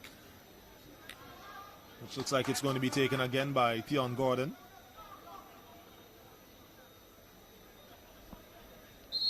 Here's jostling for positions, and this one goes under, and it's taken in the air there by Nathaniel Carrington. Yes, Gordon just overhitting that cross. He had a lot to aim at in the 18-yard area.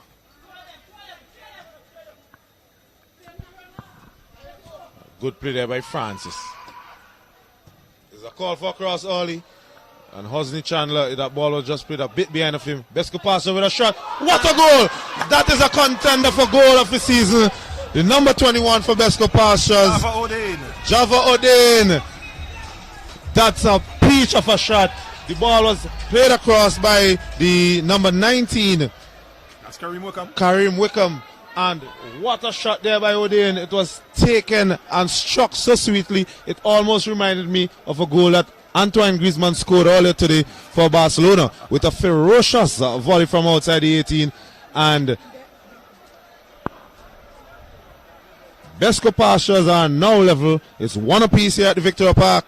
And what a goal to equalize, Groove. Yes, indeed. Again, great play. The ball played clear across the box. I think the defenders were focused on trying to ensure that Chandler did not get on the end of Wickham's cross, leaving Odain all by himself on the outside to pick up that ball and then placing it squarely on the far side past the outstretched arms of Delano De Souza in goal. Now here's Zidane Sam coming forward, trying to put a doubt in the BESCO Pastures' minds from them coming back into the game.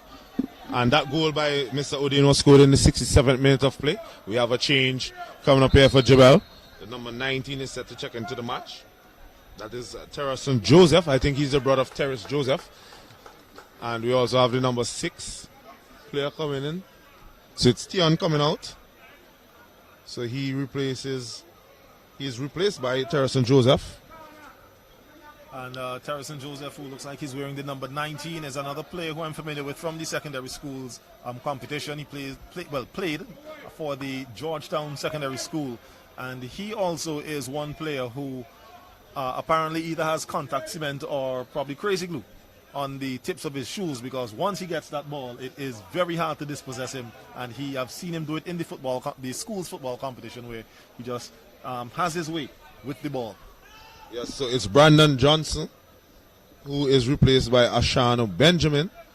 So it's number 6 for number 7 and number 19 for number 18.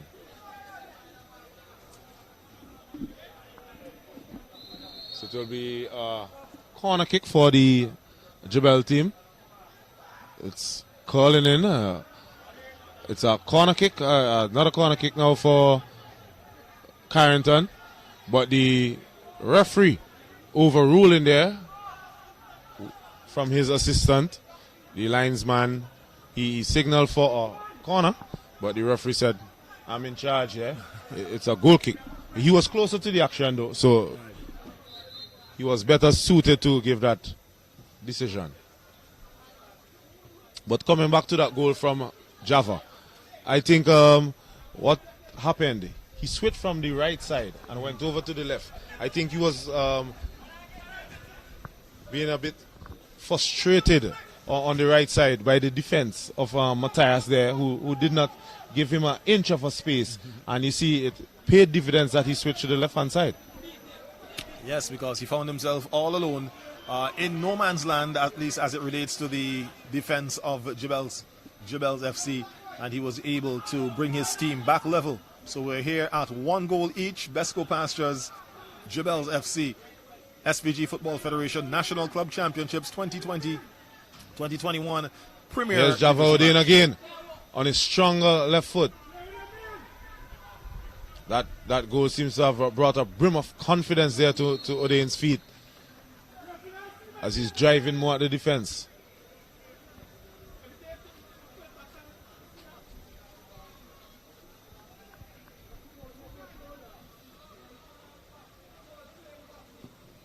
It's Cupid with the free kick. Only as far as the number 20. Mazik Hobart plays in Hosni Chandler. Could BESCO Pastures get one more goal here in this match? The ball is just played a bit too far ahead of Java. Java, after scoring such a glorious goal, now gives up an easy pass.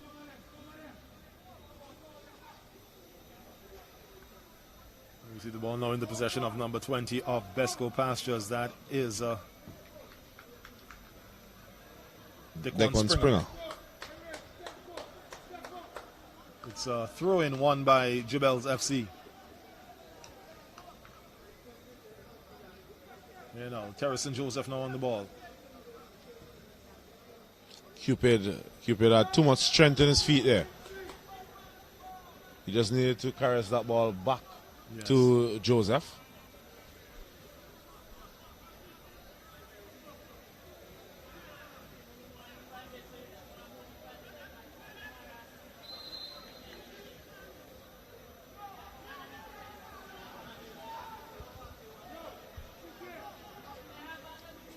A throw in for BESCO Pastures. Oh, sorry, not a throw. Looks like it's going to be a free kick. A foul committed. Long searching kick plays across the field. It's picked up there by number 19. That's Kareem Wickham.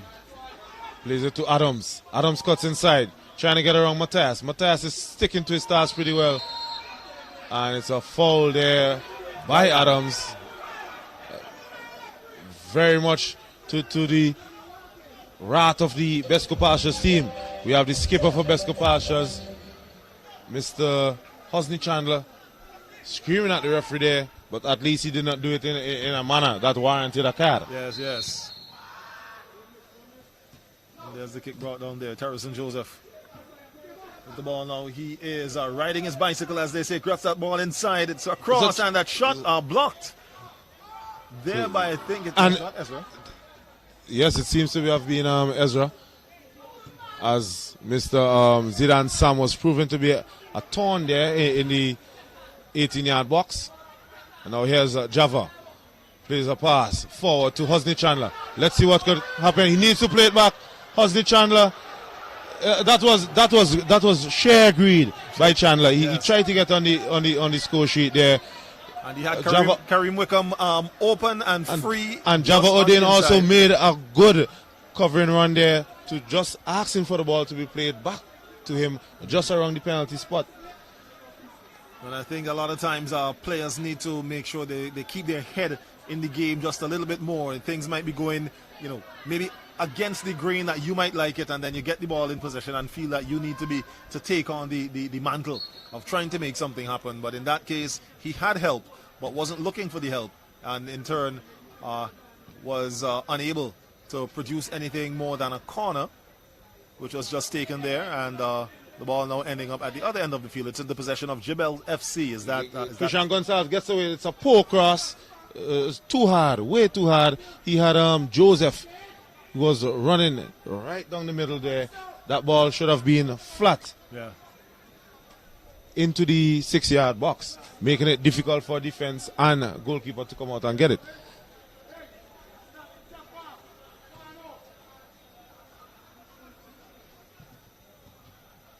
One back there by Gonzalez. Picked up by Zidane Sam. The possession back with this JEBELLE team. Terrence Joseph has a chance to be a hero. It's well blocked in the end.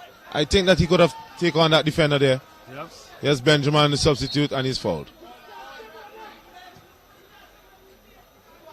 That's Joseph. Good pass down the line there. So it's brotherly love there. Yes. Passing the ball. The Joseph boys. Joseph boys, man. Doing their thing. And Terrence Joseph is down. I think he's clutching the back of his hamstring. That cannot be good news for JEBELLE. I don't think that the coach or the medical team for JEBELLE have noticed. He's now... He seems to be cramping a little bit. He's getting a little attention there from one of his teammates. That's right, with 75 minutes gone. He's trying to stretch out that. So he, referee, urges him to just make his way off the field. That's Terrence Joseph, number 10 there for JEBELLE FC. He's probably cramping up with his hamstring. He's going to get some attention on the just off the field there. That would be at the Catholic Church corner. For those of you who are familiar with the layout of the Victoria Park. So it's all square here at the Victoria Park between BESCO Pastures, who are the team defending from left to right. They are in the green and white strip. JEBELLE, who started the match in a white, sort of a white and grey top. There, a lot of the players now, it's full of muck. Yes. That's what you get for playing in such conditions in those sort of colors. Benjamin with a shot. It's no good. We see Carrington there, just taking a practice role. Oh, of course. As the ball was nowhere near. When you know that the camera's on you, sometimes you just, toy with them.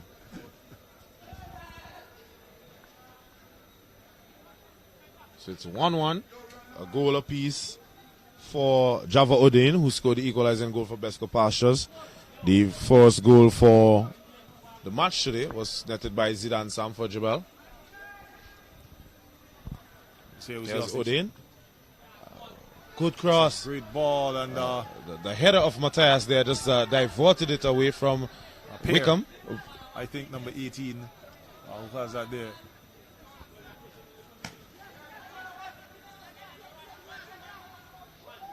Good play there by Ezra. Asking for the return pass. The Souza comes out, grabs it.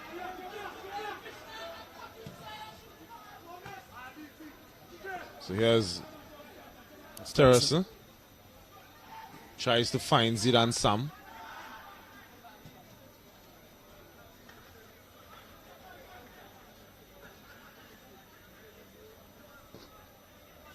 Strong play there by the number 17, Gitson Francis. Plays it down the line for Hosni. Defense is sticking really well to him. Odein now with the ball. Gets the ball, rolls it off just there to number 23. Mazik, that's Mazik Herbert.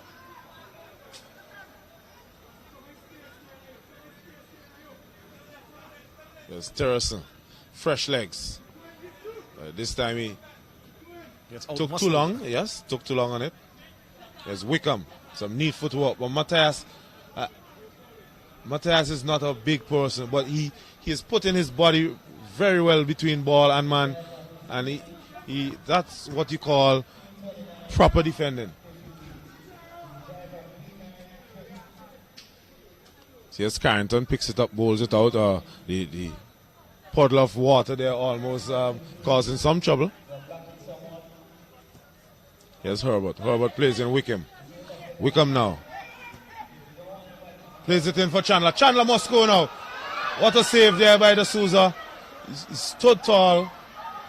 And Chandler has had about 3 or 4 opportunities, one-on-one with the goalkeeper. Yes. And he has fluffed every time. And every time he's kicked the ball directly to the custodian.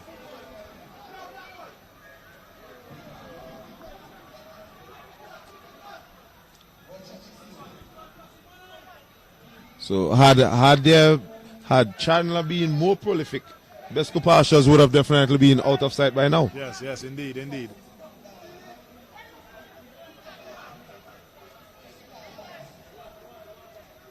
So we see our BESCO Pastures player there just going to the touchline. Some mud in his face as well. And you know, once mud gets in your eye and that area, you have to wash it out.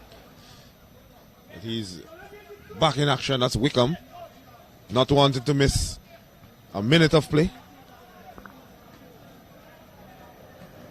Strong tackle there. Good football as he tries to tread the eye of the needle. Christian Gonsalves, he has lost a bit of pace, but he still looks promising there running down that ball. He did not have that much weight back in school. Yes, it's funny. It's funny the kind of effects age tend to have on you. It's how you take care of your body also. Well, true. Correct is right. In the meantime, that looks like Java O'Dane battling there. It looks like the referee signaling that was a goal kick. The ball last coming off of O'Dane, wearing the number 21, I believe. I make it. Yes, 21 there for BESCO Pastures. The last goal scorer here in the 67th minute, equalizing for BESCO, giving us a scoreline of 1 goal each between BESCO Pastures. Hosni again. Chandler. Will he what be a piece successful? of a tackle. Hosni, if I was Trimmingham, the manager and Francis there for Pastor, I myself, I was taking out Mr. Hosni Chandler because he cannot ask for much better service than this. He has been having them on a plate all evening, and today Sunday he should be eating some good Sunday lunch. And not leftover food. I cannot understand why Hosni Chandler is not bearing those chances. He's almost playing like an extra defender for the JEBELLE's team. It seems like these balls are being passed back to the goalkeeper. And with 9 minutes of regulation time left, I would have been pulling him off right now. I would have thrown in somebody else to see. They cannot do much worse than what Hosni is doing at the moment. Here we see a JEBELLE player falling, grabbing his lower leg, the ankle area, while he was jostling for the ball there. We've got another one down in the middle of the field. That this looks time, like number 19. Yeah, Wickham for BESCO Pastures. I think he has run himself into the ground, literally. Literally, Because he has been back and forth on his right flank. Yes. Getting forward and defending pretty well.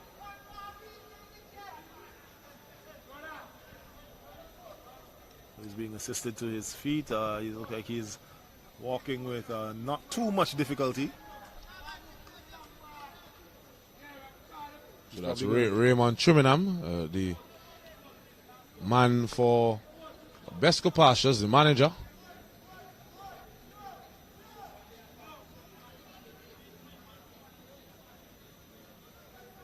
Trimmingham, who would have been on the executive for the SVG Football Federation some years ago.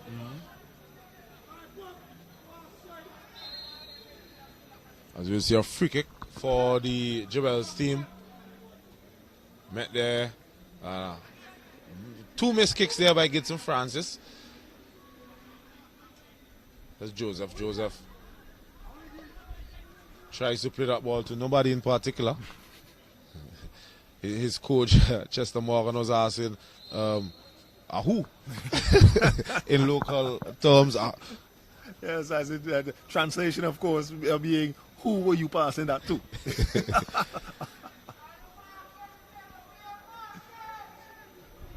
There's never a dull moment with Chester Morgan around, eh? Of course. So we have a change here for the BESCO Pastures that is being lined up. Number 6 is set to enter the match. And I think he's indicating, Delano McDonald. I think he's indicating that he's going to be going on for number 19. That is Wickham, who we saw walk off the field a little while ago. And just prior to that incident, we had Nathaniel Carrington coming up with a good block. Now here's Java O'Dane. Java comes inside. Line up a shot. It's a right-footed shot. And it scores!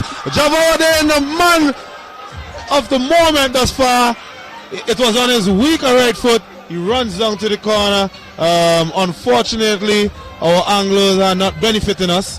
As we have Java O'Dane, he used the decoy run of Hosni Chandler He put it on his right foot. Delano de Souza, he should have done much better in goal there for Jebelle, and he's annoyed with himself. Java Odin this time puts Jebelle FC 2, BESCO Pastures 1. Yes, that's right. And goalkeeper de Souza there, he got two hands to the ball, but again was unable to keep it out of the net. He could only manage to parry the shot down, and the rebound, it ricocheted up across the line and into the back of the goal to give the lead in this game to BESCO Pastures, who are, well, I guess we if our score holds out, we would have gone back to what we saw play out at the opening of this competition on Friday and on Saturday, where the team that went down ends up coming back. But of course, we still have about 5 minutes of regulation time to be played. So Jebelle's FC, they have this 5 minutes as well as whatever added time, injury time, would be awarded to try to pull this back. It is here at the SVG Football Federation National Club Championships, Victoria Park, live action here for you. Your score, Jebelle FC 1, BESCO Pastures 2. As here we see the number 6 who just came on the field trying to get that ball back there to August Adams, who slipped and was unable to get it, but it's now safely in the hands of Carrington. Yes, and I must commend Java Odin for that second goal as well. He realized that there was at least 2 or 3 passes in previous encounters that he made to Hosni Chandler, who did not do what he should have done with both the back of the net. So this time he decided he would come inside on his weaker right foot, use the decoy run of Mr. Chandler, and bow the back of the net. And BESCO Pastures, after going a goal down, are now leading 2-1. Yes, and now they have a corner. We see number August Adams making his way. No, it's going to be Java Odin who go across to take this corner. You see the substitute number 6 there for BESCO making his way into the field. Chandler is also standing inside there. Gibson Francis making a run to the end of the box to get the ball, which he does. In possession now, crosses it's a good cross, and it's out by the defense. Yeah, good header there by Grant, ensuring that Jebelle do not go 3 goals down. Because I believe that had he missed that might have been a perfect opportunity for Chandler to find the back of the net. Well, the way in which Chandler is playing today, you might have to flip a coin. So we see Jebelle with a double substitution. We have the number 4 coming into this match. That is Darren Rouse.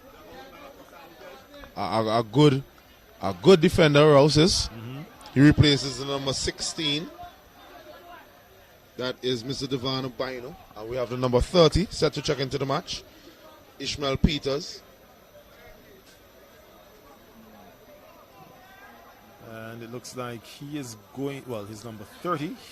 And he is going to be, we'll wait until we see the board. Darren Rouse, actually reigning Soca Monarch here in St. Vincent, and the, is it right? No, well, since I kind of lost track because we didn't have Carnival this year. But well, he's still reigning. So he's still right. Yes, he yes. was not dethroned. Right, he was not dethroned since there was no Carnival. He won the Soca Monarch title here, right here in the Victoria Park, in 2019. That's right. So it goes by the sobriquet Magical. Magical. And what was that song called again? All I can remember from that song, Magical. Magical. As we have BESCO Pastures, Java Odin searching for a hat-trick. It was close. Judging from the oohs and the ahs in the crowd. He's looking for a hat-trick. He would have been the second player to score a hat-trick in this year's competition. The first was scored in the opening match by Cheslin Hendrickson for Leyu. He scored a pretty good hat-trick. If I remember correctly, I think it was a perfect hat-trick. One with his right, one with his left, and a header. If I am to be deemed correct. But at the moment, it's live action here at the Victoria Park. Jebelle are leading 2-1 against BESCO Pastures. BESCO Pastures, are leading 2-1 against Jebelle. Both teams trying to claim ownership of that throw. There we see Rouse making an attempt to get that ball.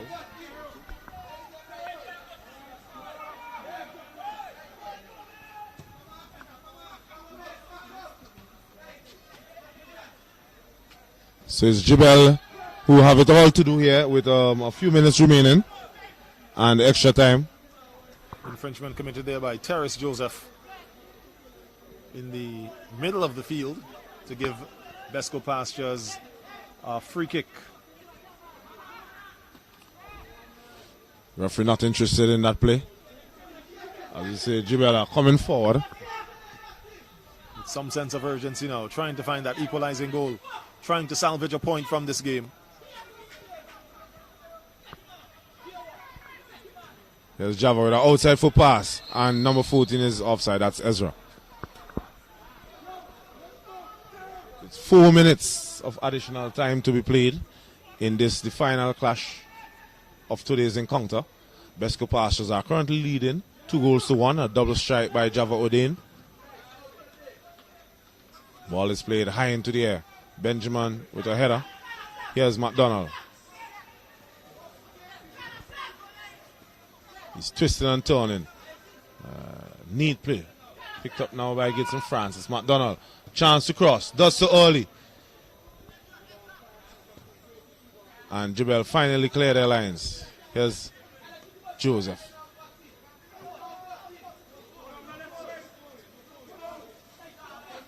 There's Terrace and Joseph. Comes inside. Confronted by two players. Gets the pass off. Terrace. And that looks like Rouse trying to work some magic there. I think he was a little optimistic in trying to get a call there for that one. Referee not at all interested. Yeah, and the referee was right on top of it, so yes. he was in the perfect position to call. Of course, football action continues here in the SVG FF National Club Championships. On Wednesday, we have a first division matchup between, a doubleheader. At 5:30, we have Volcanoes FC coming up against Quesco Titans. That will be followed at 7:30 by Camdonia Chelsea versus Greg's FC. So that's action on Wednesday here at the Victoria Park. So here's Mazik Robert. As we are into the first minute of the injury time. First of four. Gibson Francis should be offside, isn't he? He seemed to be at least 2 meters, 2 yards away from the defender. Yes, and I think the defense, like us, were anticipating a call, so they didn't charge at him with much. Yeah, they were puzzled. Yes. Look at where he was.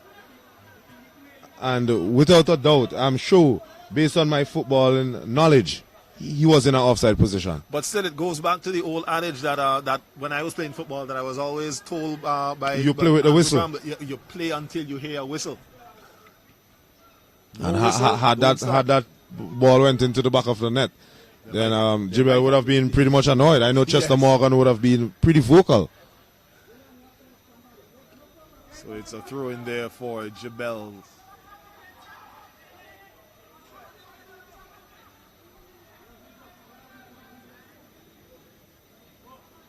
Of course, for more information on games in this competition, you can go to the website, SVG Football Federation website, or you can follow them on social media, Facebook and Instagram, where you can be kept up to date on scores, highlights, and also upcoming matches for the schedule of this 2020-2021 Club Championship season. So with just under a minute left to play in injury time, JEBELLE would be hoping to find an equalizing goal here.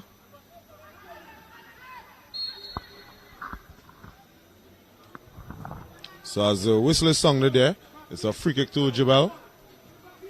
Perhaps the last meaningful kick that they can have in this match. Based on the amount of time that is added. There's about 10 seconds left from our clock.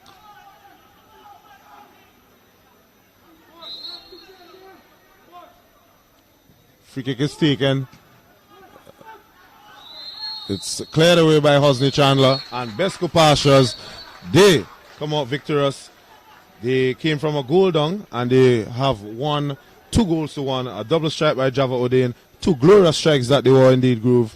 JEBELLE's lone goal came from Zidane Sam. Yes, that's right. Sam opened the scoring in the 29th minute. Odein stepped up in the second half to ensure that his team came out victorious. So once again, you can catch the football action, the SVG FF website. That's www.svgff.org. Also, you can follow them on Facebook, also on Instagram as well. Again, we're back here in the Victoria Park for football action on Wednesday in the National Club Championships. First division games at 5:30 between Volcanoes FC and Quesco Titans. That will be followed at 7:30 by Camdonia Chelsea versus Greg's FC. We want to thank you so much for your viewership here this evening. On behalf of my co-host Mosiah Rodriguez, my name is Khalil Kato, saying until next time, thank you for watching and enjoy your evening.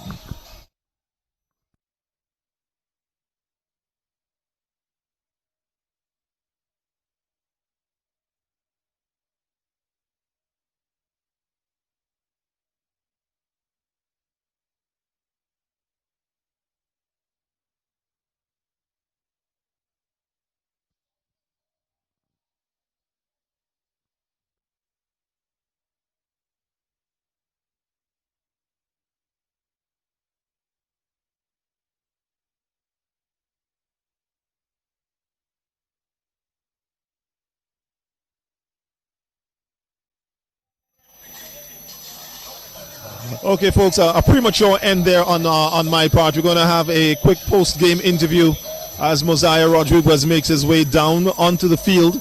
He's stepping rather gingerly, trying to negotiate all the mud and the wet spots, very wet spots on the field.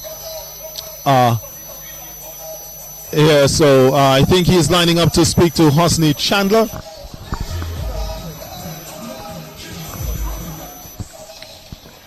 Here at the end of this game. So once again, your final score at the Victoria Park between our second match this evening, JEBELLE FC 1 and BESCO Pastures 2. It's over to Mosiah.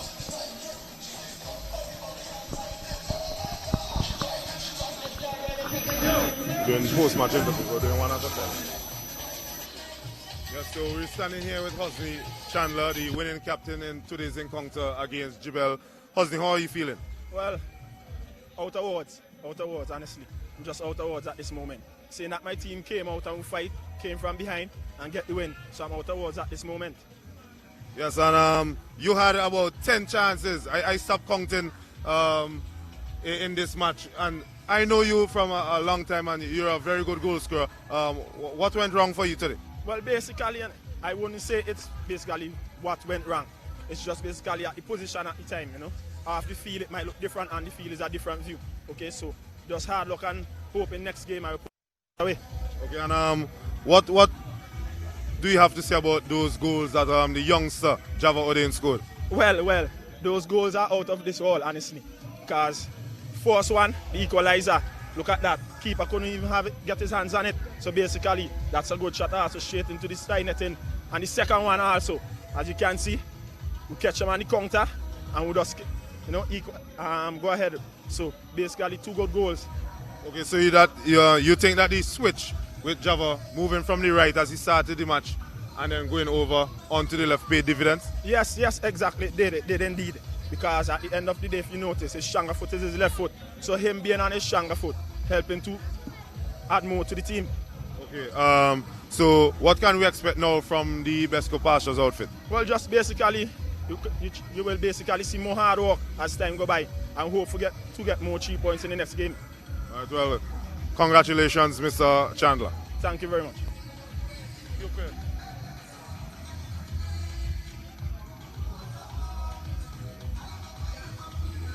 So standing here with me is Mr. Sellers Cupid, the unfortunately losing captain today for JEBELLE. Cupid, where it all went wrong for your team? Well, we weren't sharp enough to do the second ball, so that was basically it. We didn't finish our chances which we had created. They were much sharper than us, so congrats to them. Okay, and what was the game plan of the JEBELLE team today? Well, we wanted to keep it tight, keep the press tight, work together as a team, fight for every ball, score our chances, but came off second best, so we pick up and we go again. Okay, and what can we look forward to from JEBELLE after this opening defeat? Well, much better performances. as I said, we're going to pick it back up, work hard on the training field, and then we come back at it, each game at a time. And what do you think is the main area that you guys need to work on to improve? Well, we play as a team, so we just need to improve as a team in all aspects of the game, in all areas, so everywhere. And how did you guys go about coping with the youngster Java Odein, who seems to be a thorn in the side for JEBELLE today? Well, we want as close enough to him as possible. We actually gave him too much space on the ball, and that allowed him to do his thing, and that he did. So disappointed, as I said. So that's how it goes. All right. Well, thank you, Mr. Cupid, and better luck next time. Yeah, thanks, man. Yes, so we just spoke with Sellers Cupid, the losing captain, and also we heard from Husley Chandler, who was the winning captain today in BESCO Pastures, and he definitely, you heard him describe the goals there by the youngster Java Odein as out of this world. So that's all that we have here. I am Muzai Rodriguez. Thank you for tuning in.